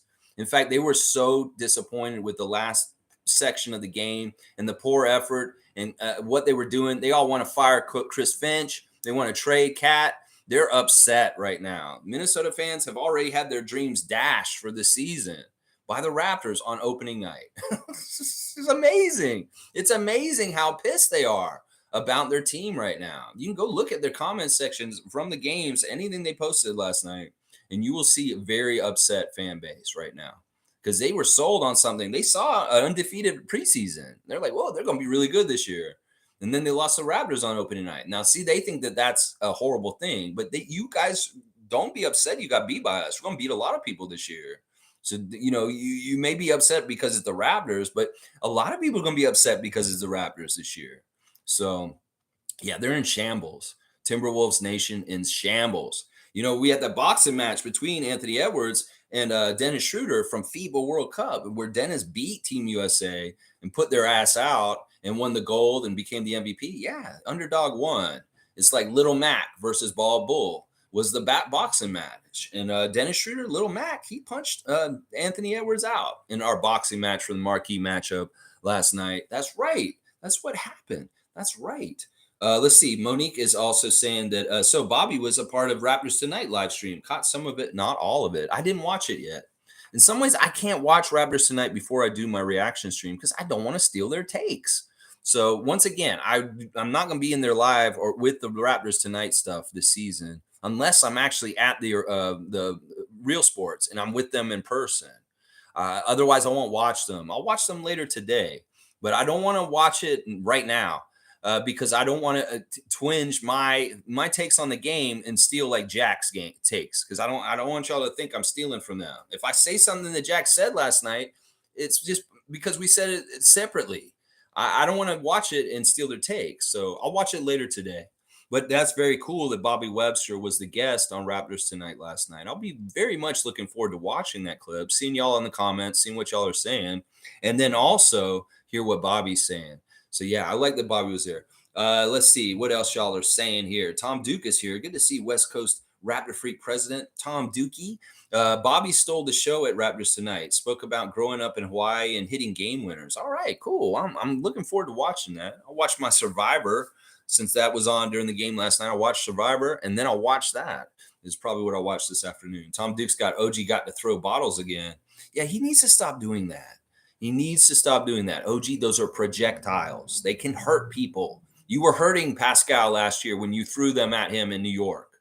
Seriously. Just because New York, he went off and had a historic 50-point game against Madison Square Garden or something like that. That's what happened. And you started throwing those bottles at him like that. That was messed up, man. OG, ow, OG, ow, ow, stop, OG. Ow. That's what happened. Don't do that to our coach. No, we don't need him on the IL. That's right. G saying OG's first star to him, created his own shot, let the game come to him, and clamped Ant. Dennis, number 2, with how solid and poised he is. And Scotty, number 3, all around good game. Pascal, honorable mention, coming in clutch. Yeah, I can't argue with any of that about what G's saying. Yeah, OG, in some ways, the two sides of the ball are so fruitful right now. Not only our best efficient shooter, but probably our best defender. So in some ways, you could say on the down low, OG may be the most important player on our team. In some ways, at least last night. Yeah. I mean, you could say that. Seriously. Monique saying, undefeated feels so good. Undefeated, and it feels so good. Yeah. Canadian Dana's here. Good to see Dana. Good morning, everyone. What a game. Yes, Dana. Yes. I hope that you really enjoyed the game last night. I know I did. Amit's here. Amit Gaming. Yo, good morning, y'all. Good morning to you, Amit. Hope you're safe. And yes, reveling in a great first victory for the Raptors. We love you, Amit. Cool Cat saying, good morning, Raptor-Free crew. With Lex new format, I can hear his opinions first before I have to leave for meetings. That's good. That's good. I love that. Yeah, I want to do that for the previews with the doing the ref report and all that stuff at the beginning. I understand some of my content is long and goes into crazy areas. And some people may be like, I don't want that. But I'm going to try and really focus the meat and the main stuff right at the beginning. So if there's some people that just want to come in and hit the first 10 minutes of my stream and get the ref report, the latest lineup news, and all that kind of stuff, they can do that. And the people that hang around for the conversation and the other stuff, I kind of want to orient the live streams like that, so that there's stuff right at the beginning, just like what you're saying, and get that. And then boom, if you want to watch the other stuff later, you can come back. Cool Cat saying, great win last night. I was at the game and proud of the fans. We were cheering all night, loud and energized, and we gave Coach Darko his first W in his debut, and we are still learning. You know, I was really proud of you guys too. At some point in the first quarter, I heard you guys hit the defensive chants, and I was like, yeah, don't wait till late in the game. Get that defensive chant going quick. That's really like something I've tried to work on for years in the Raptors crowd. When I go to the games, I start chanting defense after the jump ball, and not many people do that in the arena. If we can get this to be more a part of Raptors culture as time goes on, whatever the opposing team is touching the ball, do the defense chant. I don't care if Herbie's taking so long to make the call. I don't care if they're playing some crazy Rolls Royce car wash music that doesn't make defense chant good. Whatever they're doing, just say defense whenever the other team has the ball, whether we're up by 20, down by 20, close, whatever it is. I want that to become part of our evolution as a crowd in Scotiabank Arena. That we've come so far from dinner theater and Samuel L. Jackson teaching us how to cheer and get loud at a basketball game. That let's make it overpowering. We are already on that scale towards the Cameron Crazies and some of the great college basketball crowds in college basketball in the States. We want that energy. We want it to feel like a college game, and if we can get a defensive chant whenever the other team has the ball at all times, that will be the most overpowering one of the last huge things that the Raptors crowd could elevate and evolve to. I'm serious. Think about what I'm saying. If you're going to the games and every single time the other team has the ball, get that defensive chant going out of your mouth. That's what I'm doing. And some people may look at me like, whoa, dude, the game just started. You going to do that all game? I'm like, yeah, I am. Because that's part of what I'm trying to do to help them win. Yeah, I am going to do that all game. That's right. Callie's here. Good to see Callie. Let's see what her stress meter was like last night. It was a close game, and I wonder if she was swearing a lot last night too. Let's see. The game wasn't pretty, but so happy for the win. It was fast and fun game to watch. Stress meter only high at the end and no swearing. All right, great report from Callie Mayer. The stress meter was high near the end, and that makes sense. And then not much swearing. That's good. I think it was because she saw a very good flow on the game for the most part. She saw good things happening. She saw a team that seemed very confident and connected. And there's not a whole lot of reasons to swear when the team is not being inept or not connected or making poor decisions. So I love that. And yeah, it is a little stressful at the end. But you know what? I had a calm kind of confidence about the end of the game last night. For some reason, I felt like we were controlling the game for most of the game already. In some ways, they were kind of half-assing things, and we really wanted it. And in some ways, we were playing our asses off, and I love that. The effort by our guys last night was tremendous, and we need that effort every single night. And hopefully it'll happen. And more good wins, Callie. I love that your stress meter was low or only high at the end. Seymour saying celebration time. Come on. Woohoo! There's a party going on right here in Toronto. Yes, we just started a new year. In the good times, in the bad times too. We're gonna celebrate and party with you. Come on now. Celebration. We're gonna celebrate and have a good time. Yeah. Yes, I'm cool. And the gang, that's right. Am I too cool for Cool in the Gang? I don't think so. I'm not cool enough, probably. Monique is saying everyone's bummed Chris didn't play, but Darko spoke on it. Yeah, he's a true professional. He's fine with this. Let's get Chris pissed off so that when he does show up out there, he does something awesome. It is what it is. That maybe the 10-man rotation is just what it is. And they're going to flip that 8 and the 9 and 10 person. There may be very well the top 8 guys are going to be in every single game, but those last 2 could be flipped from game to game. It could very well be, we may not see Malachi every game. There may be games where we don't need that backup point guard because the roster for the other team doesn't have a lot of small guards. It could be a lot of different things. It could be that we're playing a small team and Jakob isn't used as much in the game, and that allows for some of the other guys to get in or something like that. We really got to play it smart. And I love that Darko's cerebral about it. There's a reasoning for why he does things. There's a reasoning why he brings guys in and out. There's a reasoning for why he rests guys at certain times. And it makes way more sense to me this year. Last year, a lot of shit was happening that didn't make any fucking sense to me. And I would talk about it in these reactions. I'd be like, what the fuck were you doing, Nick? Why are you doing it this way? You could do it the other way. I don't have any of these feelings after last night. I saw rotations being really smart. I saw good units. I didn't see any all bench unit out there that was floundering. There was always either Scotty or Pascal on the court.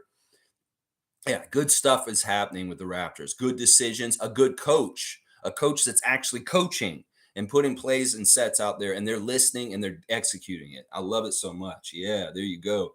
Seymour saying, good morning, every Raptor freak and freakettes. 7:30 Mountain Time, holding it down in Alberta for us, Mr. Seymour Pape. We love you, man. And what a great victory. Fiercely saying, good morning, fam. Happy Thursday. One for the books, one first win for Darko. You can sense the good vibes. The team is happy. I love when Darko was mic'd up, hyping his players and hyping up the players and the fans. Yeah, that's so cool. Can we have him mic'd up every single game? In some ways, I'll bet you Nick told him, no, don't mic me. I don't want you to mic me. You can't hear me cuss how much. I don't want y'all to hear how much I'm an asshole. Seriously, don't put a mic on me. Let's go. Darko, do you want to wear a mic tonight in the game? Sure, I would love to. Okay. Nick, you want to wear a mic in the game? Fuck that shit. I will never wear a mic. I mean, we can hear him exactly what he's saying to these guys when they're coming off the court. And we're like, holy shit, he is a good coach. Listen to what he just said to Gary when he just came off the court. Holy crap, he is actually really involved in kicking ass. I love that mic up too, Fiercey. I thought it was really cool. And if we have more games this season where we hear what Darko's saying in the game, I love it, especially the interactions with the refs. That was huge. Hearing how he has his bedside manner with the refs is really good. And it sounds like they respect and like him too. So really, really good. He handled those country boys good. And Kevin Scott and Brett Nansel, them country boys came to Toronto and they were all right as ref crew. Yeah. Brandon Schwab was nice to us at a couple points too. He gave us a couple calls in particular, the younger ref. Very, very nice to us, Brandon Schwab. I appreciate you. Let's see. Cowboys saying, good morning, Lex. Bam. And Raptor Freaks. Chef Darko with those different lineups. Like Lex says, I love it. I love it. I love it. Yes. Yes. I really like how he rotated these guys. It's unfortunate Chris wasn't in, but like I said, this is the kind of thing that's going to happen. And, one night it may be Precious who doesn't get to play. One night it may be Malachi. One night it may be Jalen McDaniels. It's going to be different guys that aren't going to get in on certain nights. Fiercely saying, where can we see the locker room celebration video? It's in a couple places. It's on the Instagram. It's also on Twitter. I'm looking at it right now, but I think they took it away. I'm not sure why.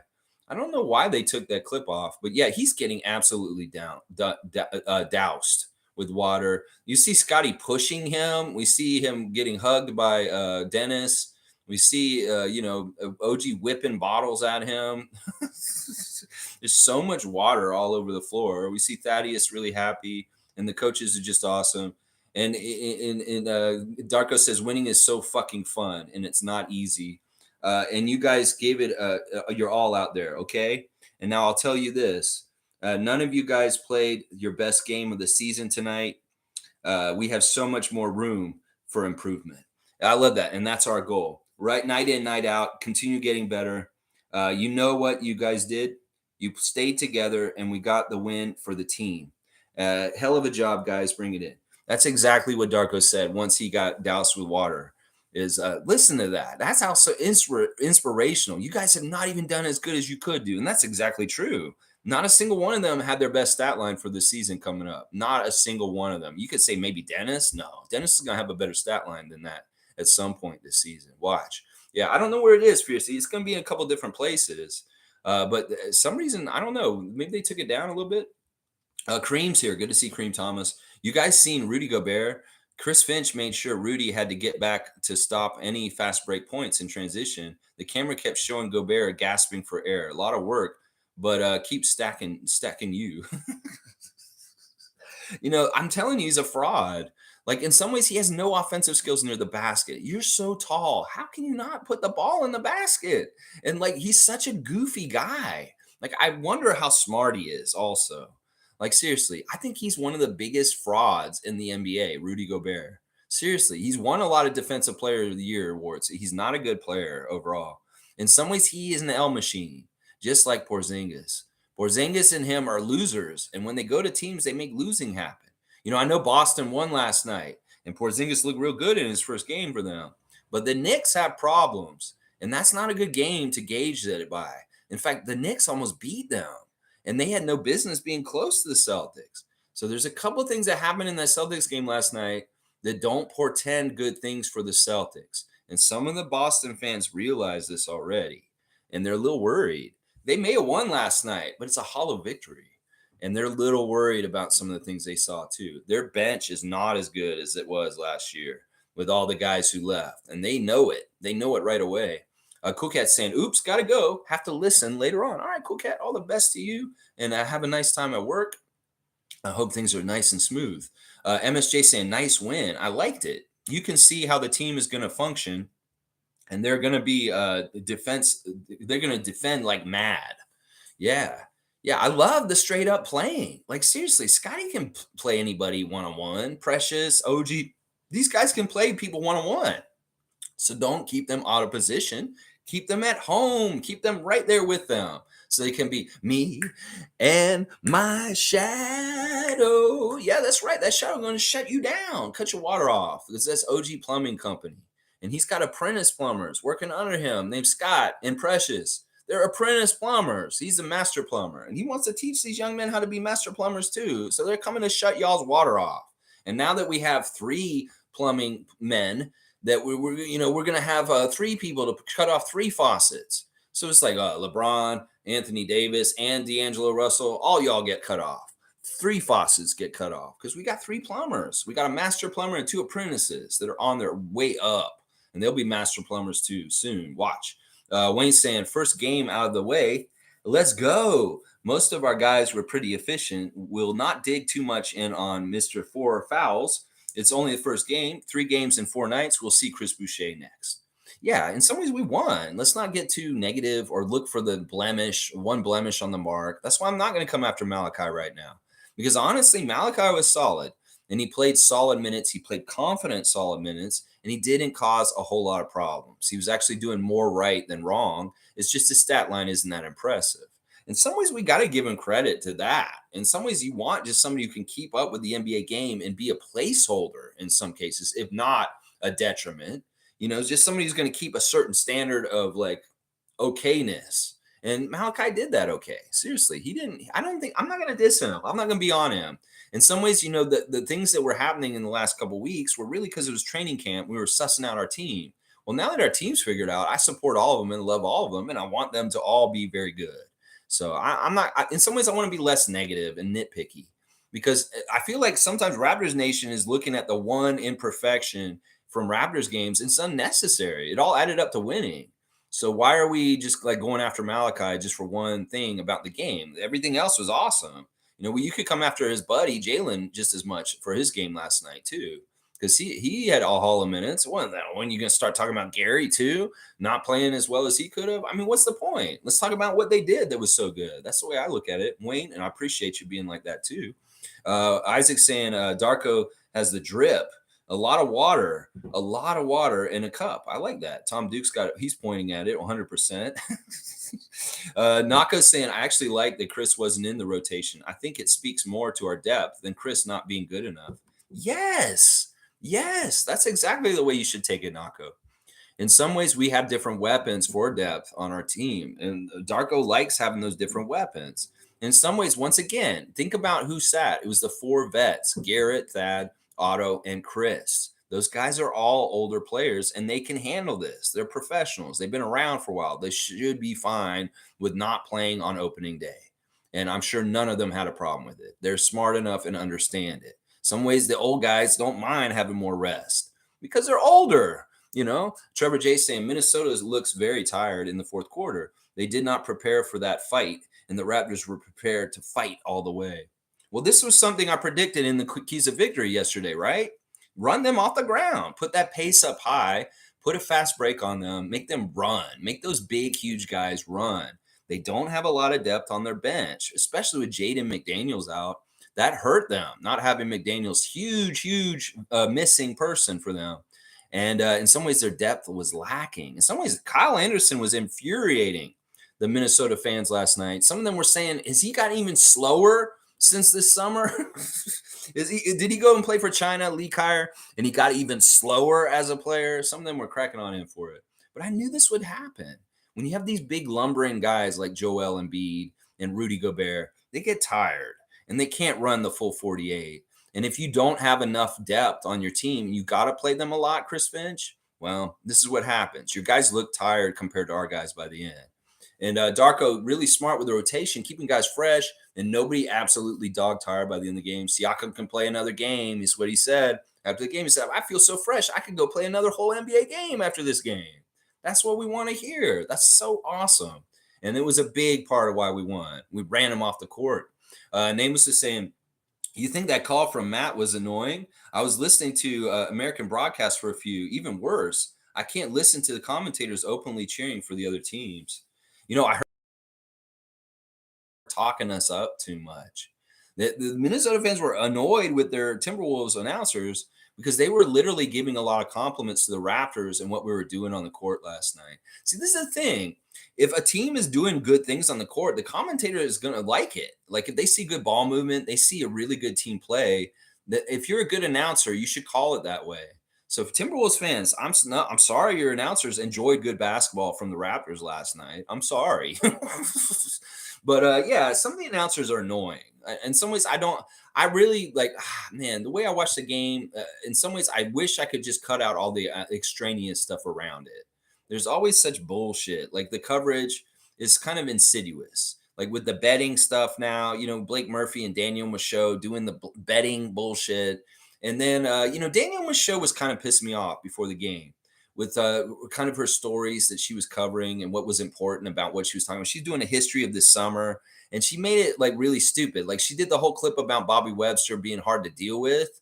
And Bobby Webster said exactly what I said about all this. He said, if I wasn't like that, I wouldn't be doing my job. And it's like, why are you guys putting on blast that the rest of the league thinks it's hard to deal with us, that they get a deal together and then the Raptors would say no? Why are you putting that on blast, Rogers Sports Center? Why? Why are you doing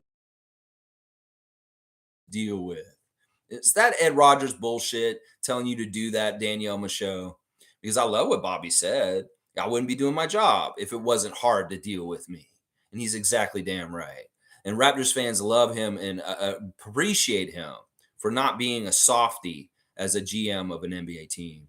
So, yeah, I don't get that. Some of the stuff before the game was annoying the hell out of me. Sportsnet's presentations, I still don't like Brad Fay. I don't think he should be doing basketball. I think you should get somebody else to sit in that anchor chair. I'd even prefer Rod Black to come out of retirement and do it over Brad Fay. I really don't like that guy. And Michaud's starting to bug me too, as far as like the way she covers things too. Savannah was amazing last night, though. Savannah Hamilton's upped her game once again. Very, very good on the sidelines. And you know what? She has a new confidence to her this season. You can tell she's leveled up. She's leveled up, just like Alvin's leveled up in the last couple of years as a color commentator. Savannah Hamilton's leveling up right now. And those are people that I like, and I want them to continue to be put on blast. Now, Sportsnet, some of the people you got otherwise, I'm like, why are you covering basketball? Seriously, Brad Fay, why are you covering basketball? Seriously. All right, let's keep going. Infamous is saying, salute, freaks. Great win. Dennis said something very interesting in his post-game interview. He mentioned in the past, Darko said to him, he's good enough to have his own team. Very strong comments. I'm glad you brought this up, Infamous. Yeah, Dennis did say this.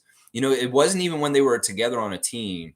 It could very well be that Oklahoma City was playing the Lakers or something like that in passing, because of their friendship from being together before, and this is partly Darko helping to make these dreams come true.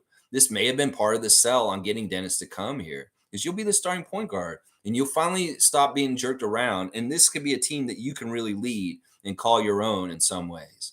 And that's very attractive to Schroeder after the kind of way he's bounced around the NBA and between the Celtics, the Lakers, the Thunder, and the Hawks, and never really been like one of those key guys like that. It's always kind of been secondary or not prominent. In some ways, he can have a more prominent role with the Raptors this year than ever in his career. And this is what Darko said to him a couple years ago. And now they're making that dream come true and to fruition. I love that. I love that so much. And thanks for bringing that up, Infamous. That is a really good, important quote to bring up from Dennis's post-game conference. Yeah. Fiercely saying, as Superfan Mo, I was in the live stream with Tom Duke, Shere Khan, and Bobby not impressed, but overall optimistic. Laugh out loud. Darko benching Boucher, Young, etc. is strategic, I think. They'll get to play and shine. Yeah, they're going to get in there at some point. It's just it's like having a pantry with good food. And I'm like, well, I'm not going to eat all the good food on one night. I'm going to eat the steak tonight, and then I'll have the pork chops tomorrow. And it's just stuff like that. It's like pork chops tomorrow. All right, we'll see pork chops tomorrow. Chris Boucher. I'm sure that's how it is. Bobby was not impressed with how the Raptors played last night. Interesting. Well, there is a lot of room for growth. There's a lot of areas that they could do better. But the great thing is that the whole formula is adding up to winning right now. And in some ways, that's the most important thing. But this is the thing: you can be proactive in winning to hold off losing and eventually by really being critical in winning.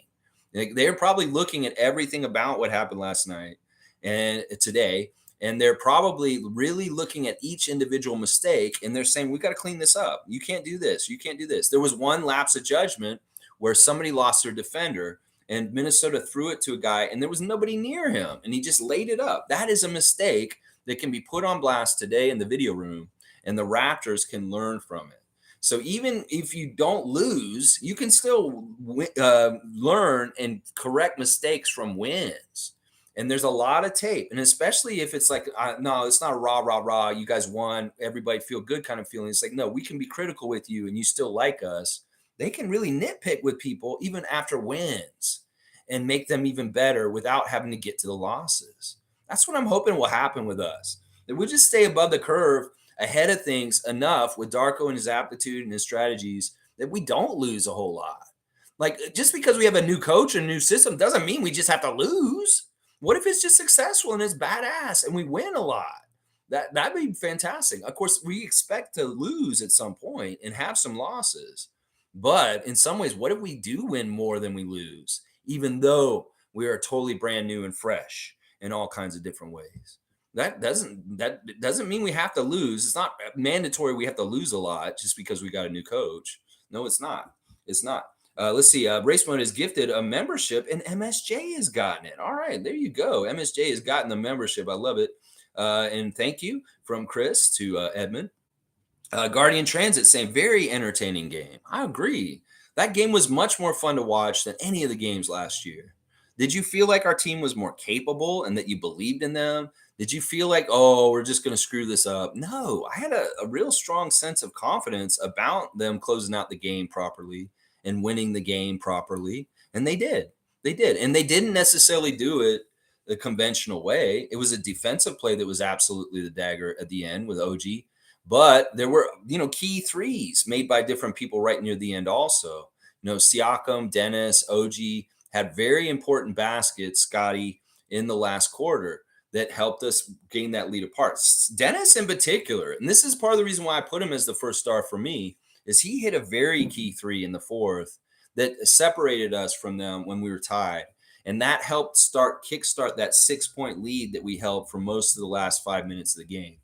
I was predicting, what did I predict yesterday? That the Raptors will win by 6. Well, I was almost right until Karl Anthony Towns hit that three in the last couple seconds just to kind of get them closer. It would have been 6 if he had not hit that last three.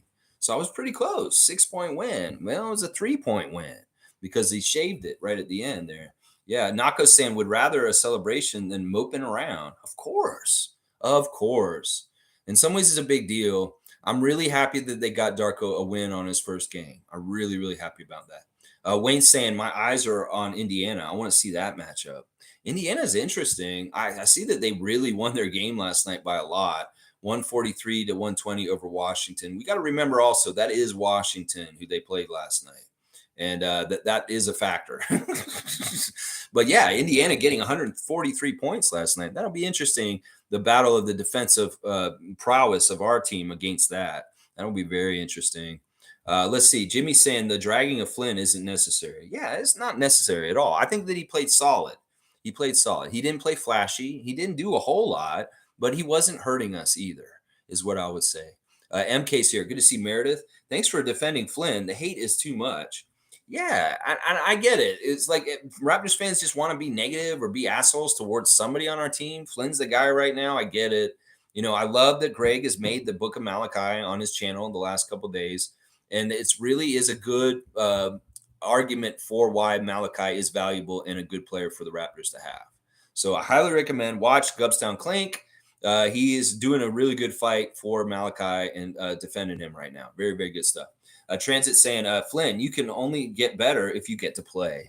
That's something that Alvin said last night too. Is like he's playing Malachi in minutes, and he's letting him flounder, letting him grow, letting him develop by being on the court, and that's fantastic. If he's not hurting us overall, then I have no problem with developing him further. I think it's important. MSJ saying, I want to see Javon. I think he will run and finish, cut and slash within our offense. Glad they have him on the bench. Flynn seems capable, intelligent, but he is lacking the win factor. Sorry, folks, but I really don't care. He's hopefully going to play better. Well, the three two-ways were not available last night. They were all in street clothes. It is really the rules now that it's not training camp and preseason. They have to have the standard roster amount. And those two-ways will not be playing often or suited up because most of our guys are healthy. So they really are going to be showing up if guys are hurt or out for the night. Then you may see Javon Freeman Liberty or Marquise Noel wearing Raptors uniforms to actually play in the game, but they weren't dressed. So there was no a path for Javon Freeman Liberty to actually play last night because he's in street clothes. And they have to have a certain amount of guys they can have available. They can't have 20 guys available. They can only have a certain amount. So they were out and not available. And Koloko was also. He was out also, obviously. But everybody else was available, but not Javon, Marquise, and Ron Harper Jr. Yeah. Let's see. Nameless is saying you can make a first-star argument for any of them, Scotty, Dennis, or OG. Yeah. It's really preference. It's really, really preference. For me, I'm taking into account that Dennis is the new kid on the block. And in some ways, the aptitude of him showing a 22-point game the way he did, they said it to him. He's like, you're the first Raptor since Kawhi Leonard to score over 20 points in your Raptors debut. And he's like, I don't even want to go there. He's like, I don't even want to go there. As I guess he doesn't want to talk about Kawhi. So, but that's pretty interesting to me, how quickly Dennis was the leading scorer his first night as a Raptor. Really interesting. Wayne saying, I'm not going over it. Sorry, but Malachi is here because he has a guaranteed $4 million compared to Jeff's unguaranteed. Can't let Malachi go. Would have still pay him, and it's better to just develop him. Yes, time invested, and Wayne's exactly right. That is really the difference. In some ways, Greg's painted it as Malachi was in trouble to get cut. He never was in trouble to get cut. He really wasn't. I was just making a plea that if we can cut him instead of Jeff, that I would, and it was my 11th hour plea for it. But realistically, I knew that that's not very realistic that he's going to get cut with that guaranteed money. So in some ways, it really wasn't a decision between Malachi and Jeff. It was just a decision between guaranteed contracts and non-guaranteed contracts. And the guaranteed contract of Jalen McDaniels or Otto Porter Jr. was just as important as Malachi's guaranteed contract. And when figuring this out. So that really is what it is. I know that in some ways I made it myself, Jeff versus Malachi thing last week, but that was only because if there was anybody that I was going to cut, it would have been him. But in some ways, the guaranteedness of Malachi's contract, it was already that way. And Jeff knew it. And he was, he's going to be with Nick now. It is what it is. It is what it is. Guardian Transit saying, see what moving the ball does? Our three-point shooting was great. Yeah, in fact, in the first half, we had a higher shooting percentage from 3 than from 2. Seriously. And the shooting wasn't that good by either team last night. But that's the thing. Darko's philosophy about getting paint touches and getting high percentage shots or close to the basket shots will win games for us in that way. And you notice every time they came in the paint and tried to do anything near the basket, we were bugging them. We contested everything. We didn't let them have anything easy down near the basket. With people like Gobert and Towns out there and Naz Reid, it's really, really good that we were like that because in some ways these guys should be overpowering us and dominating us in the paint. But no, we were a thorn in their side and we got in between them and we got hands on them. We grabbed them. We fouled them. Nothing came easy for them down near the basket. And that paint protection last night was way better than last year. Way, way better than last year. Some of it is that Jakob's with us now, for sure, for real, for long term. Not like just coming in halfway through the season. Some of it is that, but also a dedication to really protecting the rim and the paint right near the basket. You go against a team like the Timberwolves, and these two big guys don't dominate us, that's a big success. That means that Precious, Jakob, Scotty, Pascal, OG, they were muscling those guys out of there and not letting them have anything easy. And that's a big deal. That's a big, big deal. Fiercely saying, now I understand why Ant practically plays all games. Wolves need him big time. Cat and Gobert aren't consistent. Anderson is slow. Reed, Conley isn't bad, but overall, Ant is the guy. Yeah, he's their future. And that team does not have a lot of depth. They just don't. They just really, really don't. In some ways, they have everything invested in their top 3 players. They really, really do. Chris is saying at Wayne Strainer, yep. And so I don't want to talk about him much. Precious, for instance, looked ready this year. He made some nice stuff happen out there. And OG looks free this year. I love it. Yeah, Precious is a badass. Honestly, his ceiling is so high. And we need to value him. He needs to be back in the Raptors jersey for a long, long time. That's right. 14 threes by the Raptors. That's fantastic, Monique. Guardian Transit saying we also defensively covered the corner threes good. Yeah. Running out at them. 25% for 3 for the Timberwolves last night. That's a big deal. Other teams shot so well against us from 3 last year. Hopefully this changes this year. Nobody's going to be making threes like they were last year against us. Trevor's saying Pascal was amazing also. His offense and defense was amazing too. In some ways, there was some funny stuff with the ball rimming out. There were a couple of shots in the game last night where it looked like it was already in the cylinder and going down, and then whoop, it popped back out. There were like 2 times that happened. It happened to OG once, and it happened to Siakam once. That's just bad, bad basketball god kind of stuff happening. Ball don't lie. Well, he goes in and he shoots it, and it's like spin around, and it's like, oh, it's going to drop. No, it popped back out. It was weird when those 2 times that happened. It just happens sometimes. This is basketball. But Siakam had a bad shooting night last night, but he had an overall great game, stat stuffing. But 15 points, I'm not going to be nitpicky here. And Siakam could have a better game. He knows that. But he had a solid game. That's what matters. That's the thing. If he's going to stat stuff, he could have a shitty shooting game and still have a great game. And that's what last night was in some ways. Alan Tam's here. Bam, son. Freakzilla. Bam, son. Did you see my little homage to you at the end of the show yesterday, Alan? I was like, bam, son. That's right. Good to see you, Alan. David's saying, is that your breakfast, Alan? Alan's my guy, man. I love Alan. He's got that poop out there. He's the shit. Let's see. Kareem's saying, I feel bad for Chris. I don't. Chris is a big boy. He's going to be fine. He's going to get more out of this season in the end. Watch. He will. In some ways, this is just the beginning. Watch. Nameless is saying, I just had coffee, scrambled eggs, toast, tomatoes, and avocado. That's a fantastic breakfast. I would totally eat that myself, maybe without the coffee and the toast. But I love all the other stuff. Yummy. Isaac's saying, Scotty W is here. But Pascal's 5-minute interview spoke volumes about the changes to culture. Team first mentality is fun and is winning. Yeah, these guys are right with what they're thinking. Precious, Scotty, OG, Pascal, Jakob, Dennis. These guys all believe in team concept. Gary. And they're buying into it. It doesn't work if one of them doesn't. It doesn't work if one of the most important players is not bought in on this. And all the important players are bought in on this selfless musketeer mentality, one for all and all for one. That's important on an NBA team. Because you see how selfishness is already messing up certain teams, like Washington with Jordan Poole and Denny Avdija, LeBron James and D'Angelo Russell, selfishness. The Bulls are in shambles. After one game last night, they lose to the Oklahoma City Thunder, and they're having a team meeting and yelling at each other in the locker room after the game. Zach LaVine pissed off about how the Bulls did last night, and they had a team meeting. They told Billy Donovan to get out of here. I don't want to talk to you, coach. We're yelling at each other. We need some time just to have a team meeting, yell at each other for a while. That's what I'm saying. We're walking into a United Center on Friday against a Bulls team that's already pissed at each other and not connected. Well, let's see how that changes as far as or let's see how that goes with a team that is very connected against a team that's really not happy with each other after one game of the beginning of the season. The Bulls are not together and they're upset with each other. So, yeah, there's a little bit of information about our Friday game right now.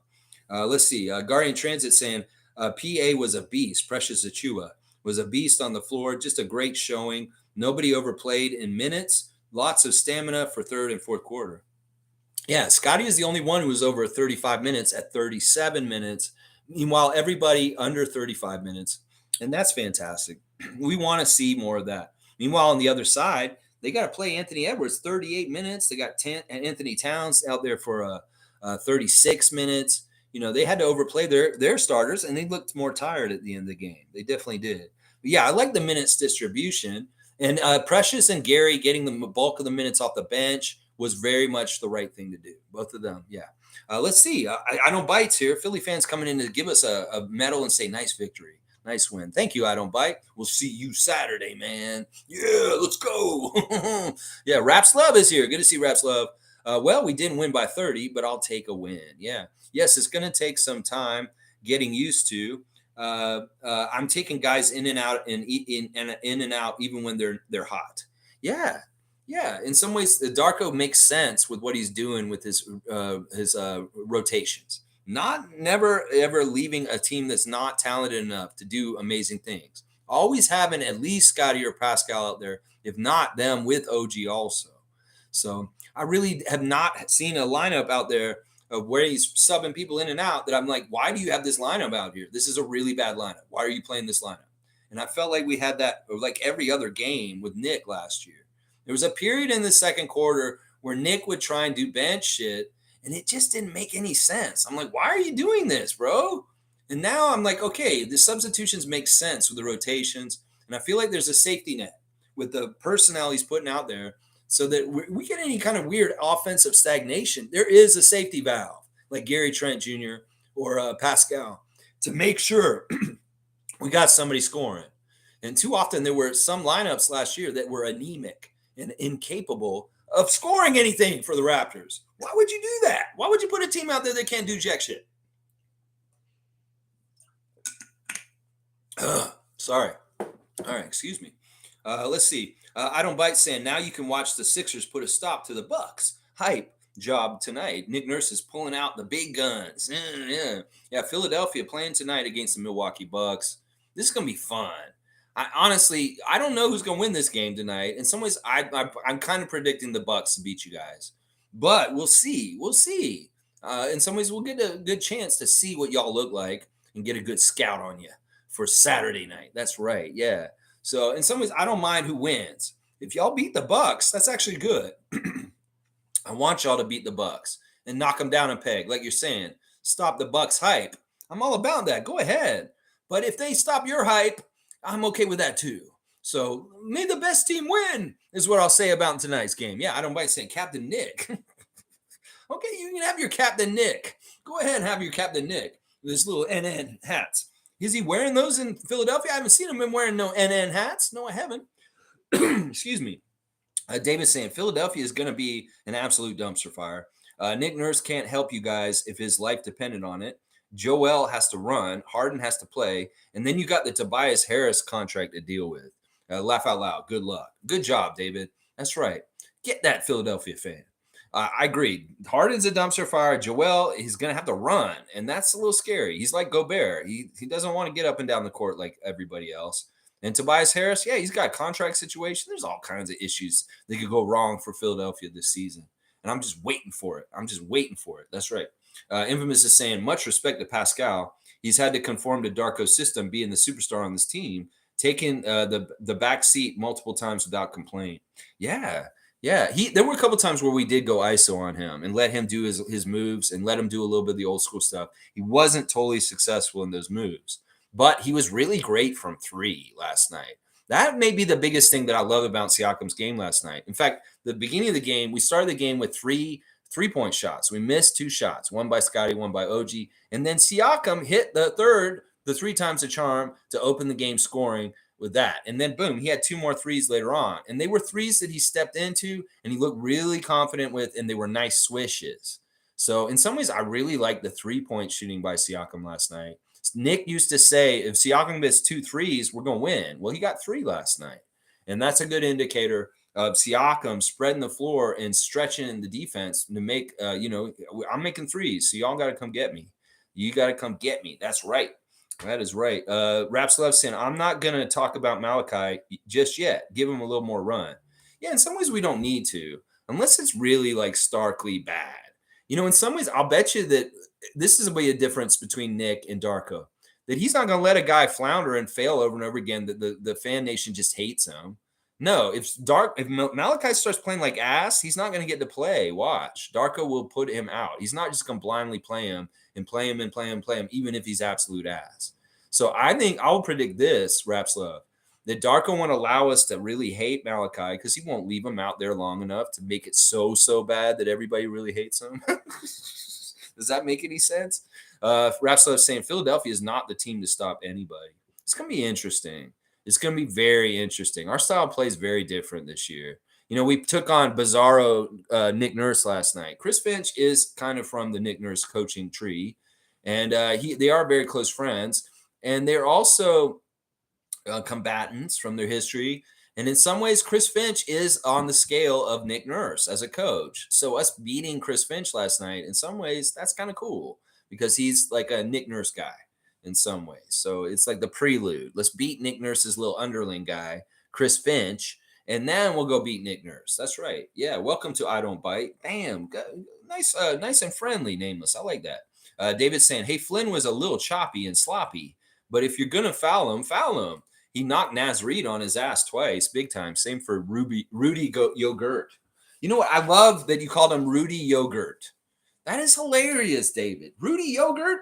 That is amazing. You're getting a dunk for that. No, this is true. I like that you brought up the play with Malachi and Naz Reid. There was a play where Naz Reid had an open layup and a fast break, and Malachi totally dirty hit him and pushed him underneath the basket. And I was worried for Malachi. He was really smart in that moment. He pushed Naz Reid out of bounds, and he missed the shot, and Naz looked so mad. I was like, he's going to come after Malachi for a cheap shot on a fast break like that. When Malachi was smart, he turned away from him and kind of just walked away and like, it wasn't me. He's like kind of hiding. And teammates came and got Naz up. I really thought he was going to come after him and that there was going to be a little altercation after that because that was a dirty hit, but it was really smart by Malachi because he made sure he didn't make the basket. And that's what you want to do in that situation. That's smart play and even kind of dangerous and daring. You push that man like that, and that is dirty, that man will come and slug you. I'm telling you. So I was pretty impressed with that dirty play by Malachi. It was dirty. And Naz Reid was probably really pissed, but Malachi was really smart how he handled it. Isaac's saying, I heard that Nick Nurse plans to play Embiid 80 minutes a game now since Harden is out.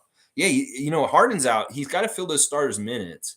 And Joel should play 80 minutes a game. They should split him right down the middle and put left side Joel on one side of the court and right-handed Joel on the other side of the court. You have two Joels out there split right down the middle. Oh, I'm sorry. Did like all his guts fall out? I don't know. Yeah, but then he can get 80 minutes in a 48-minute game. Yeah, there you go. Rapslev saying, I heard 180 minutes straight. Okay, so we're quartering him? All right, well, then we chop him in half again. You got your left, right torso, your right, left torso, your legs, each leg. Yeah, and leave all the corner threes open. That's right. We just put him in the middle, and then we'll reenact the Thad Young playoff crossover dribble that made him fall flat on his face. How about that? That sounds good to me. David's saying, I don't expect Joel to last 3 months with Nick. It's just too much work for him. He's too stupid and lazy to play for Nick. Yeah, and they may want to trade him. New York Knicks really, really are hard up for Joel Embiid. They were already sending them offers and said, we're going to send you 3 of these 5 players and 2 first-round picks if you send us Joel Embiid today. The Sixers have got to be kind of thinking about it. Seriously. Because in some ways, I don't think Joel's going to fit with Nick. That just doesn't fit. That's why I was like, why is Nick going to coach the Sixers? That doesn't fit. He's not the right coach for that team. Well, if you get rid of Joel, then he becomes more like the right coach for the team. So I think the writing's on the wall. Sixers Nation, you might need to say goodbye to Will Smith Frankenstein. Seriously, you might have to. Yeah. Let's see. Rapslev saying, I agree 100%. He'll be injured. We don't want to wish any of this on any player in the league. We really, really don't. We really, really don't. Yeah. And this is interesting. Scotty talking about Steven Adams' injury on Monday on his Twitch. You know, he's talking about how he doesn't want anybody ever get hurt. And it's really good, like, put it out there in the ether, kind of saying it, because we don't want him to get hurt or any of our guys to get hurt. And in some ways, we need to be this way. We don't want to wish injury on anybody. And Scotty, like, was lamenting the sadness about Steven Adams and his surgery this summer, how it didn't take. That's part of the problem. Steven Adams had a surgery, but it didn't fix him. And that's why he has to have the surgery again to start the season. He's going to miss another year for the Grizzlies.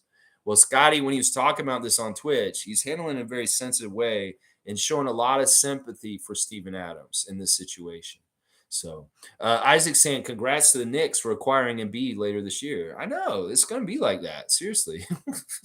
Wrestler saying, what if it's Toronto? Laugh out loud. No, it won't be us. Why would we get him here? First of all, Masai and Bobby are too smart to do that. They're too smart to do that. Joel Embiid wouldn't help us. We wouldn't get closer to a championship with him. That's the thing that people don't understand. He's not a championship kind of player. He's not going to ever win a championship in his career. So if you bring him to your team, he's going to block you from that. He's been blocking the Sixers from that for a while already. Maybe they'll figure it out and they'll finally let him go and go in a direction with Nick and Maxey. But if he goes to New York, well, go ahead, Knicks. Be so happy with your shiny new player, but realize he's going to block you all from winning too. So I just love it. Let him go from Philadelphia to New York. It's fun. It's just like the Brooklyn Nets shuffling around stuff with James Harden and Kevin Durant and all that stuff. It's just more bullshit. Fun. Shuffle up and deal. Send your Will Smith Frankenstein to New York. See what happens.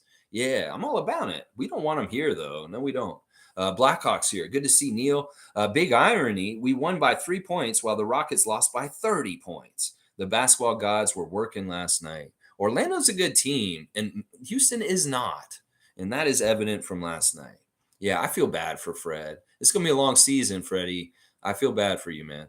Raps Left saying, Dennis is the right kind of point guard we needed. We have people to score. We needed a leader, not a shot chucker. Did the Rockets not lose by 40? No, you're right. It was 30. Yeah. I mean, listen, the big change of Fred to Dennis is huge. And our fast break showed it last night. We're going to be pushing the ball so much better this year. I love how they're looking for each other, the connections. This is the basketball I wanted last year. The fast breaking and being in the lanes, it just makes sense with the roster build we got. We have amazing, talented athletes that can run the floor. So why the hell weren't we fast breaking more? Oh, is it because we didn't have the right point guard? And now we got the right point guard for it? Yeah. In some ways, Dennis is a better fit on both sides of the ball. He's a better fit as a defensive point guard for us, and he's a better fit as a point guard for us, too. He just is. I hate bashing Fred, but this is just the truth. I love Fred, and Fred will always be a Raptor legend, and I wish him well. But the change has been good for us. Evelyn's saying, by the way, Barako is the most consumed type of coffee in the Philippines, and it's characterized by strong aroma and very unique taste, just like Darko, and he loves his coffee. That's right. This is something we found out the last couple of days. Darko drinks a lot of coffee.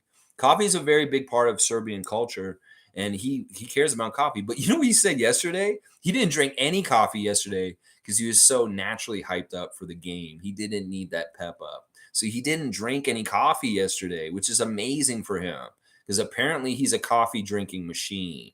It's crazy. But he was naturally up for the game. So he didn't have his Barako yesterday, Evelyn, because he was so hyped for the game. It's crazy. Blackhawks saying, nope, 30, but it felt like 40. Yeah, I didn't watch it in the game, but yeah, I can see this happening to them a lot this year. The Rockets, yeah. Jimmy Pope saying, laugh my ass off. I feel like the refs didn't really like Nick. I think that's true. I think it's very true, Jimmy. And we're going to see that. It may be that we're going to have way better referees this year in some ways. Seriously. There's going to be certain ones that are still a problem, like Scott Foster, Ed Malloy. Certain ones that are still going to be a problem. But for the most part, we may see better outcomes with the referees this year. I'll be definitely keeping track of it and giving you all the reports on it. Last night, they were great. They were fine. Kevin Scott being very respectful. And Brett Nansel's a nice guy. I really like Brett Nansel. He's one of my favorite refs now. Seeing how he was talking with Darko and joking around with him, he's awesome. And Brendan Schwab's getting better. He was kind of a punk ass the first couple years he was a ref, but he's coming around in his fourth year. He's getting to be a better young ref. He was actually very nice to us in the game last night, as I said earlier. But yeah, I think we're going to have better ref outcomes in general because of the bedside manner of Darko at courtside, the courtside manner, I should say, is much better than Nick's. Much better. Name was saying, in Masai we trust. Nef non del Padre, del Figlio, y dello Spirito Santo. All right, I'm going to guess I just said a prayer for our season. because of all the iconography after the statements there in Italian. Thank you, Nameless, for my Italian lesson. Raps Love saying, regardless, it's nice to see Dennis have an amazing game and Fred to have a Fred game. In some ways, I don't want to do this all season. In some ways, I feel bad for Fred. I don't have hate and anger towards Fred. I'm sad for him if he has a bad game, because also I know they're going to criticize him and people are going to come after him down south. I don't want to be a part of that. I don't want to be part of the Raptors nation that comes after Fred either. I honor and love Fred. And in some ways, I don't want to be part of this noise, Raps Love. But I respect if you guys want to do it. But I'm not going to add on to that. I just won't. David's saying, laugh out loud, Fred to have a Fred game. Well, it's what we called it last year, a Fred game. It is Fred having a Fred game. And Fred had a Fred game. What, 3 for 14 or something last night? Yeah, that's a Fred game. Let's see. Raps Love saying, even Dennis said selling out preseason games like that. These guys are nuts. You know, they love our crowd. Seriously, Dennis is really impressed with us. He has a strong connection with the fans. He really does. To put out so much social media and put his family so out there, like his wife, his brother, his kids. You know, in some ways, you know, it matters what the connection with the fans. And we are the best fan base for him to be around. In some ways, the Laker Nation is assholes and kind of nice people. And, you know, he got the nice people around him, but they were assholes towards him in Lakers Nation too. Well, he may find overwhelming love from Raptors Nation, and he's going to become a fan favorite. I'm already seeing idiots on Twitter, these dumbasses that like to opine about the Raptors and just say stupid shit. It's like, what? I like Dennis now? Like, what the fuck? Why didn't you like Dennis before last night? Like, seriously, who's tweeting something like, what? I like Dennis now? Why didn't you like him already? What? Because you didn't like him because of a poor decision about a contract in LA? What? You didn't like him because he was on the sliding scale of Patrick Beverly and Dylan Brooks? And he may have been kind of a controversial asshole player against your team in the past? No, there's no reason not to like Dennis. And why would you be against Dennis? Just because he showed up all of a sudden? Man, this is why I was telling casuals as soon as we got Dennis Schroeder, this is a huge move. This is the best move we could have made once Fred went and took the bag and went to Houston. We looked at what was available, and well, look at what we replaced him with. A huge, fantastic move by Bobby and Masai and Teresa. And people need to recognize that. The dude, Dennis Schroeder coming to Toronto was a huge move for us. And we're going to be so good this year, partly because of it. So it's so awesome, man. It is so awesome to see Dennis in our Raptors jersey. I'm telling you right now. Top saying, I hope they go small more in the fourth quarters because it provides way more spacing. I saw Jakob at the scorers table, but he didn't get in. Maybe they only did it because Minnie is the biggest team. I'm going to tell you exactly why Darko did this. And he didn't get him in because there wasn't another stoppage of play. It's because we had the lead at that point. It's a defensive substitution. So it's kind of like if we're behind, maybe he doesn't put him in, but it's a defensive substitution if we got the lead, and it's kind of like a one possession game. So he's bringing him in to play defense. And he's not really keeping him in mind with the offensive end, because I know people are talking about hack-a-yak, being like hack-a-shack. At the end of the game, you play Jakob at the end of the game, it could be a problem because the other team could purposely try and foul him to put him on the line and do a hack-a-yak. It's just the same philosophy as hack-a-shack. And that's why you may not want to play him at the end of the game. And Precious is a better look, or Gary at the end of the game with the starters instead. You know, I expect this all year, and it's not going to be a big slight on Jakob. There's things that Jakob does to establish things early in the game with his post presence and his paint presence that are absolutely essential for our team. But he's not essential to play at the end of the game. In fact, he can be a liability at the end of the game because of his free throw shooting. And that whole bringing him in at that last second top was a defensive substitution so that we would have a better defensive team to stop them from scoring because we were ahead at that point. Does that make sense? And he could have very well had like Precious or Gary ready to sub back in as an offensive substitution on the next possession. If there's a stoppage of play and we're going into offense again, boom, Jakob right back out. So that's how I kind of vision Darko, if he's a sensible coach, that's how he would do it, is that Jakob may be a defensive offensive substitution at the end of games for when we need good defense in certain possession. He might throw him back in just to be a wall. Does that make sense? But if he gets another stoppage of play, boom, he takes him right back out. So he's not a liability on offense. So that's what I was getting from what he was trying to do. He said after the game, he tried to get him in at the end for defense. That's why he wanted him in there. Carlos saying, Raptors win, Raptors win. That's right, Carlo JS. That's right, Raptors win. Raptors win. Top saying, I would trust sacrificing a bit of rebounds from playing Jakob late to provide more spacing. Precious is a beast, is at least a threat to shoot the three and a great rebounder. And I like having more shooters for spacing. Yeah, I don't argue with any of this. These are all good reasons for exactly what you're saying. And you're right. You're right. There's nothing wrong with Jakob not playing at the end of the games. That happened last year too. He's really, really valuable for all kinds of reasons, but he may not be valuable for closing games out. Let's just put it that way. And I have no problem with any of what you're saying here, top. Those are good reasons to put Precious in instead. Most saying Thuzy was in my section for most of the night. Look at that. This must be a good year for us. She had Thuzy last night. I had Thuzy on the last preseason game on Friday night. He was in my section last Friday night too. And he was downstairs with you then, Mo. That's awesome. We love our guy, Thuzy, one of the best ushers at Scotiabank Arena. That's my guy, bro. I love that dude. He's who I interviewed about the DR DeRozan controversy to tell me what the rules are to throw somebody out if they're screaming. He's just a nice guy. He started at the arena as the guy who filled up the concessions, condiment stands. He put the napkins and the ketchup thing, make sure those were all filled up. And now he's an usher. Look at what he's done. I love you, Thuzy, so much. I'm so happy that you were in Monique's section last night. He's the best, man. We love Thuzy so much. He's a real one. Like we were talking about the other day, is like, Lex, part of the reason why I'm a big Raptors fan is because of you. I was like, wow. Because when I came in, everybody was so Leafs fans. And I was the only primarily Raptors worker at Air Canada Center in 1999.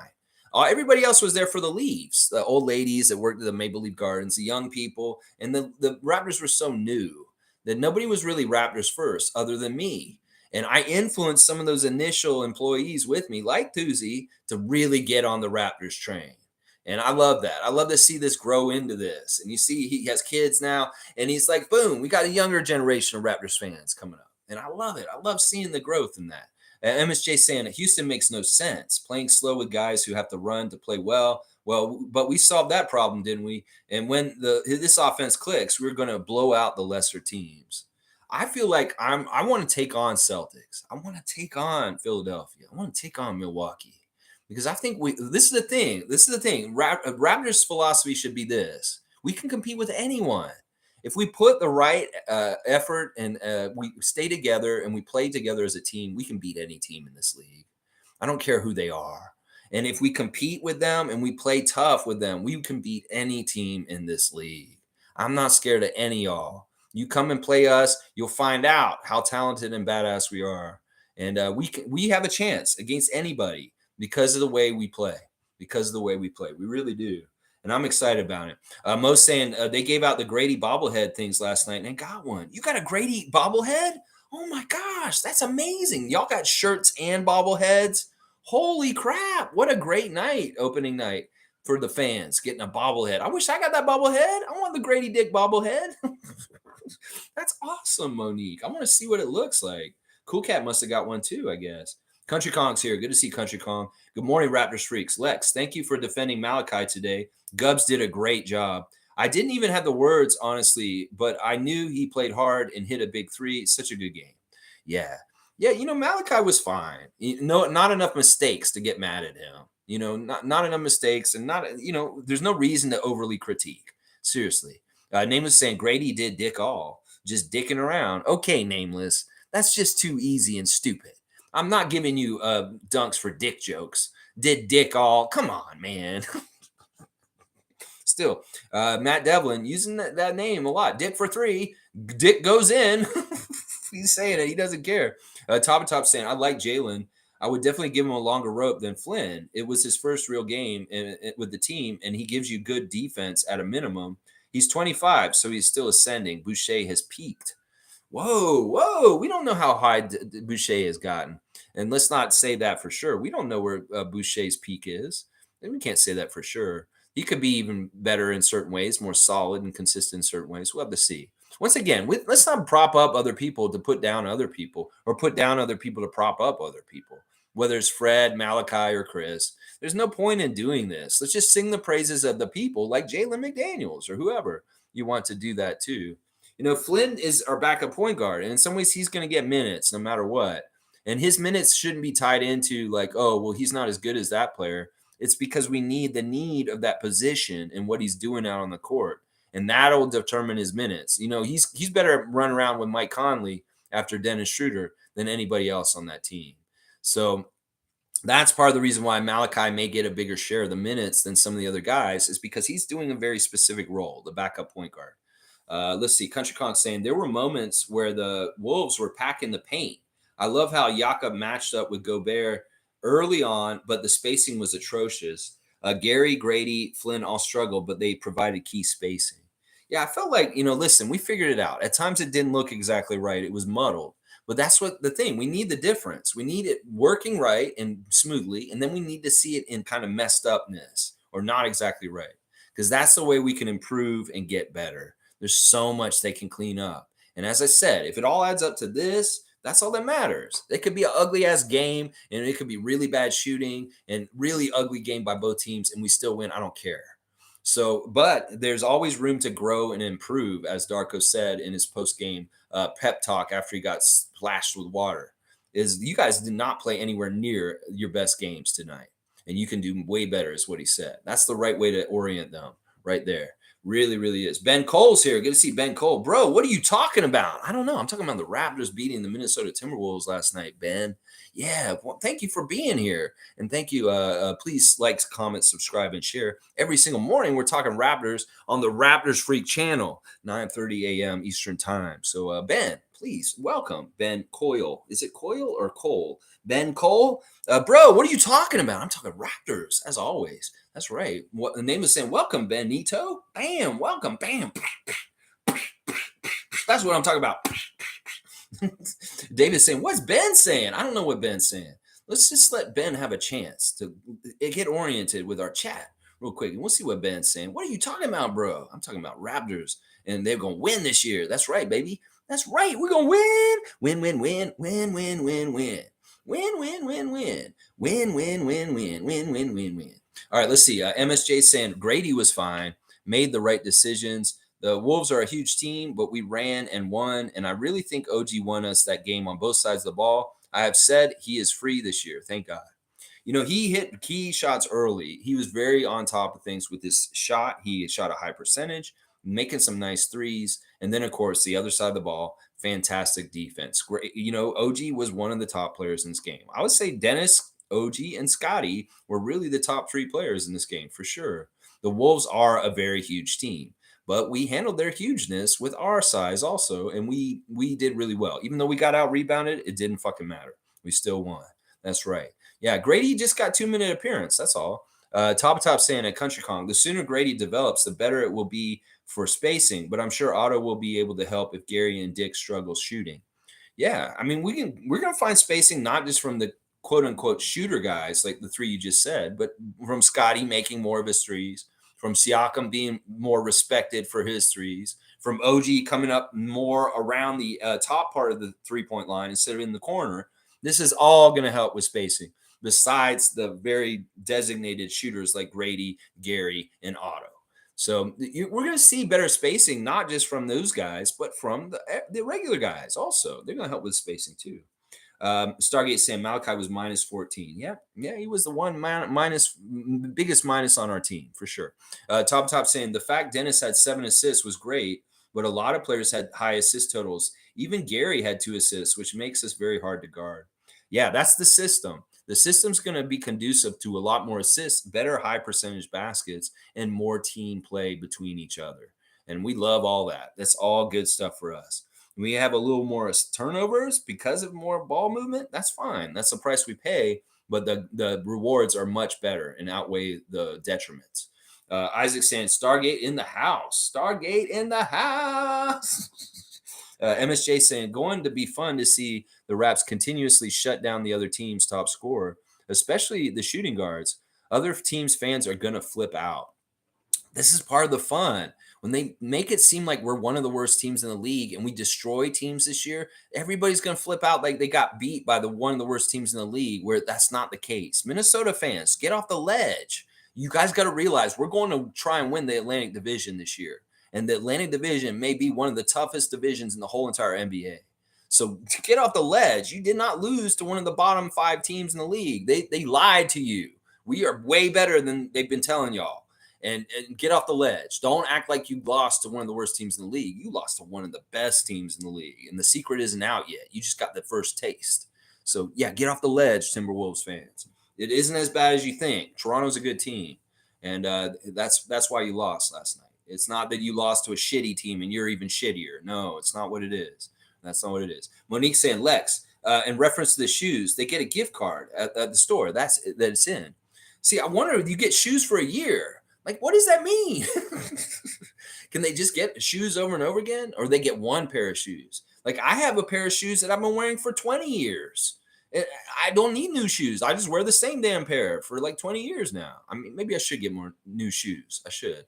My parents will probably be like, you need to go buy new shoes. We told you to. Country Con saying, top of top, I agree. When Grady subbed in, I don't think it was charity from Darko. I think the spacing was bad, and we needed driving lanes. I think Grady played well until he missed the pass to Scotty. Well, he was barely in there. He was in there for a cup of coffee. 2 minutes, that's not enough time. It really was just a kind of a debut thing, and it was the right point in the game to do it. But it is what it is. You guys can interpret it different ways, but if they really wanted to play him, he would have got more minutes. It really was just to sub him in, get his NBA debut over with, and that's it. In fact, I may predict he may not play in the next 2 games. He may not play on Friday or Saturday night. Is really just get him in there and get him played. And it could be Chris is getting his minutes in the next couple games. Seymour saying OG, Dennis, and Darko are his 3 stars. I love that you included Darko as one of your stars, Seymour. I love that. G saying, I saw a bunch of Grady heads in the stands. You know, he's a huge like fandom. A lot of people love Grady already. And he's going to be like very popular. In some ways, I love that. But, let's not go overdo it with the Grady stuff, y'all. Let's show love to Scotty. Let's show love to Dennis. Let's show love to Pascal, OG, Jakob, the rest of them, too. Let's, overdote on Grady Dick. In some ways, I don't like that. I don't like that. He doesn't deserve, so much adulation already. In some ways, he hasn't done jack shit yet. So y'all need to let him do what he's going to do. And then you can be really loving towards him. I don't mind y'all being so loving towards him. But in some ways, it's too early. You got to let him actually go and do huge things for us and really build the legend first. Yeah, there you go. Monique got a Grady head. She got one from the stands. That's awesome. Monique cleaned up last night. Did you get the sneakers too? Did you get the sneakers, the bobblehead, the shirt, and the Grady head? Oh my gosh. I should have went to the season opener. Oh my gosh. G saying, Mo, you must have got the greatest collection of Raptors items. She probably does have a really good collection. I mean, I have a pretty good collection. Seriously. Because I was working in the arena in 99. So I have a whole bunch of little trinkets and stuff. You know what? I'm going to get y'all something really interesting that I've got. Bear with me. It's going to take me going to the other side of the house and coming right back. So I'm going to be away for 2 seconds real quick.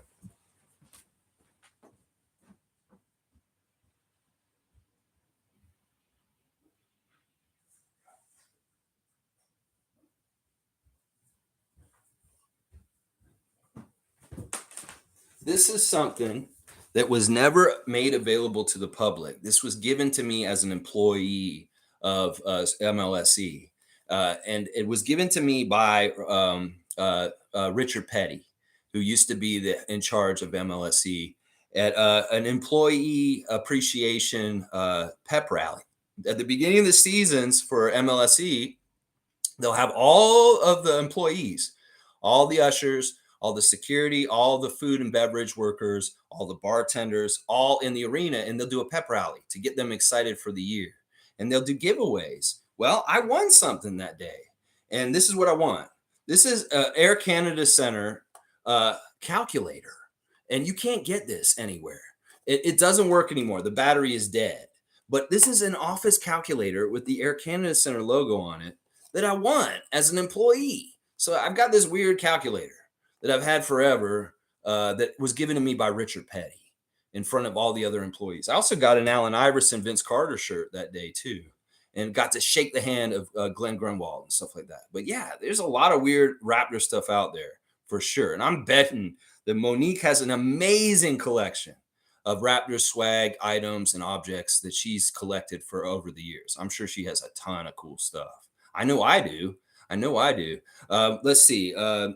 Mo's saying, yep, I do. Yep, she does. Tom saying, so awesome, Mo. On fire. Yeah, but this is such a weird thing. It even says at the bottom, Maple Leaf Sports and Entertainment at the bottom, limited. But yeah, it's dead. It doesn't work. But it's like, I got my MLSC calculator. Weird. Let's see. Nameless is saying OG is the master plumber who owns the company. He's got 3 level 2 to 4 apprentices underneath him. Yeah, I like that. Nameless is the plumber. He's giving us the plumbing analogies. And yeah, he's a master plumber and he's got apprentice plumbers underneath him. That's right. Paul B saying, great team effort. This was so ugly, but we won. Raptors can only go up from here. I don't think it was that ugly. There are sequences in the game that were ugly at times, but there were beautiful sequences also. Some of the connections and the passes, that really weird fast break where Scotty half-assed the pass to Malachi, and it was like Alvin saying, oh, that's a bad pass. They could have easily picked it up, but it was slowed down, and then Scotty came in the lane and made the layup after Malachi gave it back to him. That was ugly, but it was also really smooth at the same time. And then there was that other play where Pirtle got the ball. He got it to Siakam, and Siakam kind of lost the ball behind him, and it took a second for him to collect the ball and bring it down into stride and dribble and transition coming down. And he did like a hezzy. He did a little switch of speeds, and he got by Gobert and made an easy layup. That was ugly because it was kind of not totally smooth, but it was beautiful also at the same time because the outcome looked really good by the end of it. So those two were similar plays that kind of epitomize what you're saying about the game last night, Paul. It wasn't totally pretty or smooth, but it worked. And Malachi's little jump off to Scott and him, that slow trailer like layup that he made was the slow break, as Alvin put it. It's like, that's a slow break. And then Siakam collecting the ball behind his head and then doing a hezzy like change of speed and then around and then laying it up. That was a huge play too. Kind of symbolizing what you're saying, but effective. Maybe ugly, but it worked. And in some ways beautiful also. Tom Duke saying those are the games we need to pull out the W's. That's right. Pull it out. Pull out the W's. That's right. Winning. Mischief saying Luca Rosano has a new channel. It's called Raptors Nation. All right. All right, good for him. Luka's interesting. He's had some interesting takes on the Raptors, and he had his Eastern Conference predictions. In some ways, I think he's got him a little too low. Luka's fine. I like Luka. He's a good guy. Isaac's saying we have 4 plumbers, not 3. Pascal is an old head plumber. Jakob is there for big jobs. OG can handle any job. Scotty W is there to get the job done. And Precious, too. We got to remember Precious, too, Isaac. And I would say even Dennis does some special jobs as a plumber, too. MSJ saying fans want a finished product as a goal is a championship. Weaknesses stand out is all. It's not personal. Like if you drove a Ferrari, but there is a big dent, it has to be fixed. I think team first always. I don't mind nitpicking, but in some ways also I found that Raptors Nation is too nitpicky. It's like, dude, we just won 5 games in a row and you're still nitpicking. In some ways, I get it. And in some ways, we need to be critical and understand and stuff. But there's points where it's just like, let's just enjoy winning. Let's just enjoy we won our opening game. And do we really need to pile on Malachi today? No, we don't. We do not. Davis saying Raptors Nation is new. Luka is a sellout anyway. His takes are a week late when it comes to Raps now. He's moved on. Good for him. In some ways, he's right. Like Luka gets to things a little bit behind us. Let's just put it this way. If you really want to be on the cutting edge of what's happening to the Raptors, this is the channel you need to watch. Because I've called so much shit like months ahead of things. Whether it's like Dennis is going to be our starting point guard. Whether it's like how we're going to run this team. Whether it's this or this or this or this. We didn't know any of this until seeing Darko in his debut last night or any of the preseason games. There's a lot of speculation and forecasting that I put forth that has turned out to be accurate once again. So I, in some ways, I can tell you this right now. I'll be more daring in prognosticating and predicting, and I will see like things actually happen. This has happened all last year too. You can ask the regulars who've been watching me for 2 years. I say some stuff, and it usually comes true. So in some ways, Luka's like reporting after the fact, or he's kind of coming around later. He's more likely to be pessimistic or be like, yeah, I don't think they're going to be that good. And then he has to come around to it. Whereas I'm going to be like, this is what I see. And I may be delusionally for the Raptors, but I'm also being realistic to a degree also. And I called a lot of stuff that's happening right now. I don't know what Luka's calling right now, but I think David's right. In some ways, he's an all sports kind of guy. He's also not just the Raptors in general. I wish he was more Raptors focused like me, but he does care about other teams in the league also in some ways. So I wish him all the best in whatever he's doing. Name is saying Luka is the only Italian I won't support. Annoying voice. Talks like a bot. I often thought about working with Luka. If you want to work with me, it would be interesting. I think that we have a good dichotomy and difference in what we do, but I don't think it'll ever happen. And partly it's because in some ways I think he dragged me down. David's saying agreed, nameless, bam. Bam. Yeah, in some ways I love Luka and I love this passion for the Raptors, and I want y'all to support him, is what I'll say.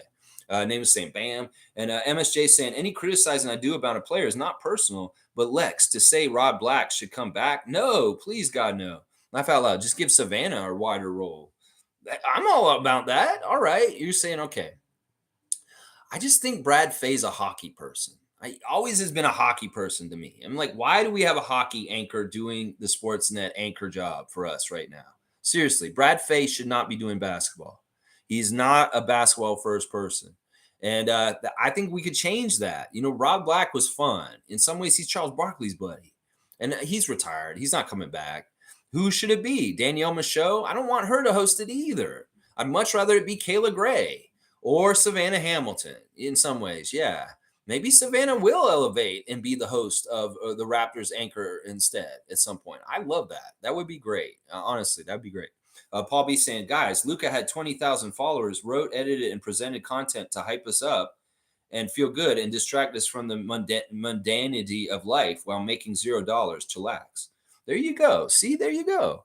He puts a lot of work in this stuff in some ways. There's no reason to bag on him.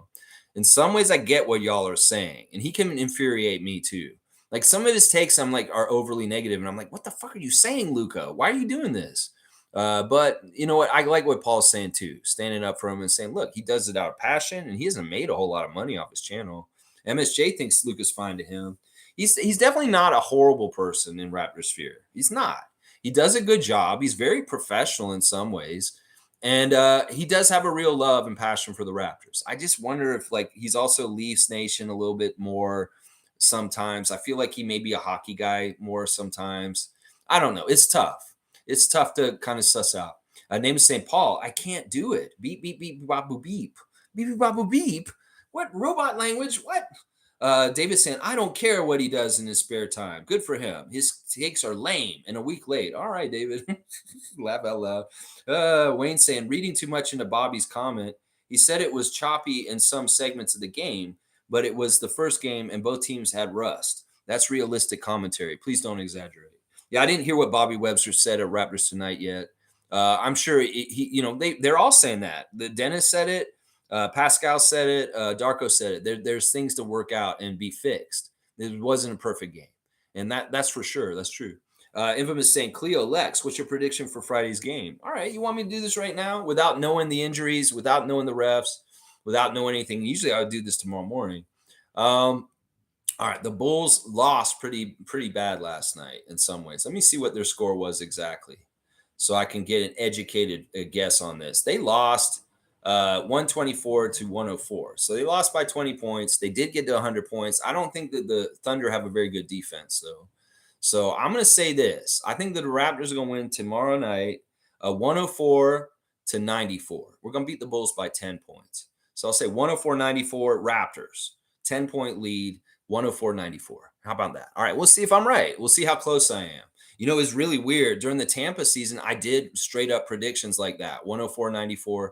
And two of the games that season, I got exactly right, y'all. Seriously.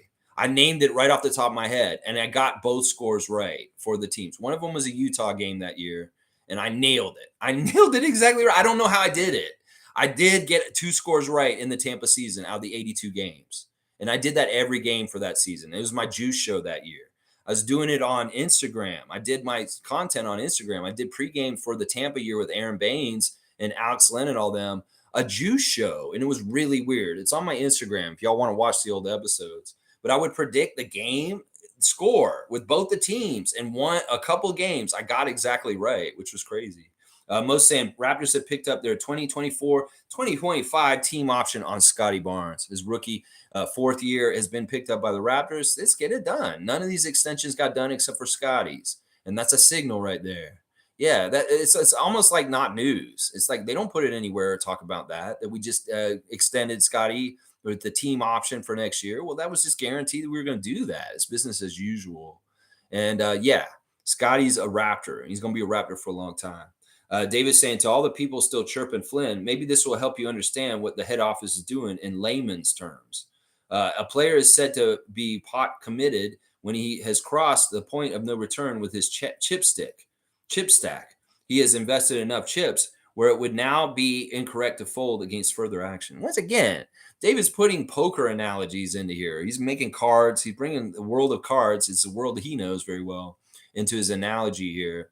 And I get what he's saying. He's exactly right. We've invested a lot into him. So we need to let it ride, as David is saying. Let it ride until it's finally done. And it could be finally done next summer, guys. We'll have to see. The season's very important for Malachi and Precious. They're both in the same position. Nameless is laughing about it. Nameless is laughing. And he said, I can't do it. It's a matter of principle. Okay. Isaac's saying Doughton got rivered. Yeah, he got rivered. David saying, laugh out loud. Big time. Wrong place, wrong time, unfortunately. My brother's here. Carl Otts. Let's go. Let's grow. Carl Otts. I love you, my brother, Carl, down in the Hotlanta. He's in the Hotlanta. Yeah. David's saying, Carl is in the house. Let's fucking go, Carl. Let's fucking go. Yes. Evelyn saying, hello, Carl. You're getting a hello from Granny Evelyn. Granny Swag saying hello to you from her and baby Candace and Prince Toussaint. That's right. Wayne Strainer saying, everyone gave us timely contributions. Siakam hit welcome shots. So did Gary and Malachi. Every point counts in a 4-point win. We have close games coming. Got to give rest time. Chris is coming next. Yeah, I like what Wayne's saying there. He's exactly right. Good contributions from everybody, even Grady for 2 minutes and getting one foul and one assist or something like that. Yeah, it was fine. It was a great team effort all around. I'm not going to nitpick. This is what I'm going to say. Fiercely saying, just to clarify, fam, Luca's other channel is the Raptors Nation, which I don't follow. There's another one called Raptors Nation, who only show game highlights and snippets every game night. Well, that just seems damn confusing. I mean, seriously. So it's SB Nation, Raptors Nation, the Raptors Nation. I have no idea what's going on there. All I know is I wish Luca well. That's all I'm going to say right there. Thanks for the clarification, though, Fiercey. David's saying, nice to see he came up with an original name for his new channel. Monique saying, chat cut off. Thank you, Mo. W Stream Lex, keep at it. Always good times. Good times. Go Raptors. Keep climbing. We back, baby. That's right. Monique, swag queen from last night, just cleaning up. Coming back with so much stuff. You need to help to bring everything back. I'm sure with that Grady head and the bobblehead and everything. Oh, my gosh. Shaq saying Fred is too slow for a Young's Rockets team. They can't play Jalen and Fred together because they both love to shoot and no defense. That's the big thing is Houston has no defense. They're not going to be any good this year. Randolph saying, Lex, Malachi looked like a different player to me last night. Foul trouble handicapped him a bit. Team picked up Barnes' fourth-year option. Yeah, I love that. I love that we got Scotty locked down for next year for sure. And yeah, the fouls did hurt Malachi a little bit. It was interesting what Dennis was saying after the game, talking about he's got to adjust from FIBA play to playing in the NBA, that he forgot there's no 5-second rule. And in preseason, he was yelling at one of the refs to call the 5-second rule. And they're like, what are you talking about? And he's like, oh, yeah, that's a FIBA rule. That's not an NBA rule. And then the other thing he had to adjust to is that they're more touchy in the NBA. They allow way more physicality. We saw it FIBA World Cup, which we loved. In some ways, that's lacking in NBA's game. So Dennis got in foul trouble in one of the preseason games, partly because he was playing on FIBA mode with fouling and physicality. So there's some adjustments that take from playing FIBA style to NBA style. And Dennis does have to adjust the mindset and stuff. So, yeah, they were tough on Malachi and Gary in particular. Those two backup guards were very much getting whistles called on them for reaching and different things. So let's see. Shaq Lindsay saying, I love Fred, but to a young Rockets team was a big mistake. Fred is not a great leader. It showed on our team that 45 million might be an issue for their younger pieces. There's all kinds of dumpster fire about Fred and things. And I wish him the best. Honestly, I'm so sad for Fred in some ways. I seriously am. I feel really sad for him in some ways. Fiercely saying, good thing Kevin Porter Jr. is no longer on the Rockets. He and Fred could have clashed. He has anger management issues. We've seen previous occurrences with the Cavs and even the Rockets. Yeah, there's a couple of knuckleheads that left that team just in time for Fred coming in. Josh Christopher is another one. Yeah, Daddy daycare, kindergarten cop. Good luck this year. That's what I'm gonna say. Jam Joe's saying, "Who let the dogs out?" Woo, woo, woo, woo, woo. That's right. Who's got dogs? Patrick Beverly. We got dogs. We got Cardi. We got all kinds of dogs on our team. We got Scooby Dooby Dick. Scooby Dooby Dick going out in it. Gonna make the threes on you now. That's right. Adante Lawrence is saying, hello, Adante. Darko's communication with his players is fun to watch. He can lead them to higher expectations this season. This really is the basic philosophy of Darko, is a coach is here to make his players better. And that's what he really, truly believes in. He wants to prop them up. He's described it as, I want to make them feel like Superman. I want them to feel like superheroes. I want to make them feel like Justice League of America or Canada. Justice League of Canada. We're Alpha Flight. All right, we're Alpha Flight. That's the way he wants to make them feel, like superheroes, that they can punch a hole through a wall. That they're like Lou Ferrigno as the Hulk, that they're a strong man and they can do whatever the fuck they want on the court. He's not telling them what they can't do. He's telling them everything they can, and he's allowing them to grow into it. I love it too, Adante. I love it so much. The new philosophy of our coach is very stark in contrast to our coach last year. That's for sure. Isaac's got Darko on blast. I love it. Smooth saying, that's so cool, man. I think it's cool too. You like my little calculator? It's like, yeah, it doesn't work. I can't. It's the battery's dead. I don't. It takes one of those weird like disc batteries that are expensive. You don't get anywhere. It's a weird little trinket, but it's like not many people have one of these. I don't think. I mean, I don't know. It came out like this. Like it's the case. I don't know. It's weird. It's supposed to go on your desk. So if you're like sitting at your desk and like, oh, I need to add something up. Okay, this is how many points Scotty got. Okay, cool. Yeah, all right, cool. All right, he's got the cutoff and click is here. Let's see. Malachi is so indecisive. If he's not turning over the ball, he's hesitant with his shot as he pump fakes every time. It's like he has the ball and he's not sure what to do with it. I won't agree with this, Click. I don't think that's a fair assessment. I think he was very decisive and he made good decisions last night overall. He didn't make a whole lot of bad decisions. I mean, it is what it is. Once again, we'll be nice to him. All right, great game by the Raptors beating the Timberwolves by 3 last night. Fantastic job with that very tall Timberwolves team and Anthony Edwards. Those guys are scary. Nickel and Alexander Walker, not the best homecoming. He did get the nod to start last night. He got a big cheer when he got announced, but a 1-for-5 game with 2 points. Yikes. We did not see Leonard Miller. I kind of wish we had seen Leonard Miller of Fort Erie out there for a little bit last night, but he did not get in the game. Very interesting to see Shake Milton playing for the Timberwolves this year. He came from the Sixers. He was bad last night. Shake Milton playing really bad last night, honestly, if you ask me. Naz Reid was dangerous off the bench. He's done bad. But yeah, really poor shooting by the main players for the Timberwolves, in particular, Cat and Anthony Edwards. Those guys were 16 of 52 for the game. That is crazy. 16 of 52 is what those guys shot. They shot 52 shots, and they only made 16 of them. So that's a big problem, and that's a big gripe by the Timberwolves fans today, is that our guys shot so inefficient, and they sucked. Yeah, our guys look really good on the other side, though. OG, 7 for 13. I love that so much. My 5 stars were Schroeder, Anunoby, Barnes, Pirtle, and Achiuwa, with honorable mention to our guy Siakam. Honorable mention to him. Once again, scoreboard last night, interesting stuff in the league. Boston winning a narrow game with the Knicks. There's a little bit of problems with that. And then, of course, you guys have been talking about Freddie. Big time loss by him last night. Jakob Poeltl, after the game, saying this: great start into the season, winning 97-94 against the Minnesota Timberwolves. As expected, it was not always pretty, but we hustled on defense, holding a very good team to 34% shooting, played fantastic transition offense, and shot the 3 well. Happy to get Coach Darko his first win. Scotiabank Arena was rocking. Toronto Raptors JP19 out, baby. I love it. I love that so much. You know, the Timberwolves have not won in our building since Gary Trent Sr. played on our team. And also, Grady Dick was 2 months old when the Timberwolves last won in our building here in Toronto. Grady was 2 months old the last time they won. Isn't that crazy? That's a cool stat, isn't it? All right, y'all. Thanks for watching me today. Our reaction to a great first victory of the season over the Minnesota Timberwolves. A first victory for our coach, Roy Yakovich. Very, very proud of you guys. Scotty, the new defensive side of you is amazing. OG, consistent on both sides of the court. I love it.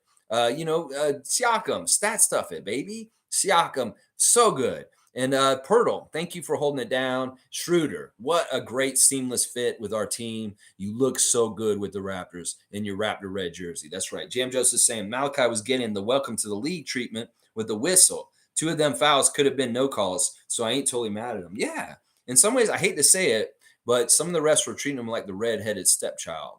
Yeah, they were. They do. In some ways, I wonder about that. You giving him those weird calls because he's a redhead? He's a ginger? Is that what's going on here, referees? Are you anti-ginger? That's how I felt it sometimes. I felt like they were singling him out, Jam Joes. All right, y'all. Thanks for watching me. Please like, comment, subscribe, and share, and join the channel if you feel like you want to be a member of the Raptorfreak channel. Membership can have its privileges. All right, thanks for watching. I'll be back tomorrow with the preview, all the pertinent stuff for the game tomorrow night, the refs, the latest lineup news, my keys to the win, and all that kind of stuff. My prediction already, 104-94, Raptors over Bulls is the score I'm going to say for tomorrow. All right, that's a new wave Isaac Campbell's got there going off right now. The new wave of the NBA. Darko Rajakovic basketball, baby. Let's go, Raptors. Let's go get more W's. Let's go to Chicago and make them sing the blues. Yeah, yeah, yeah.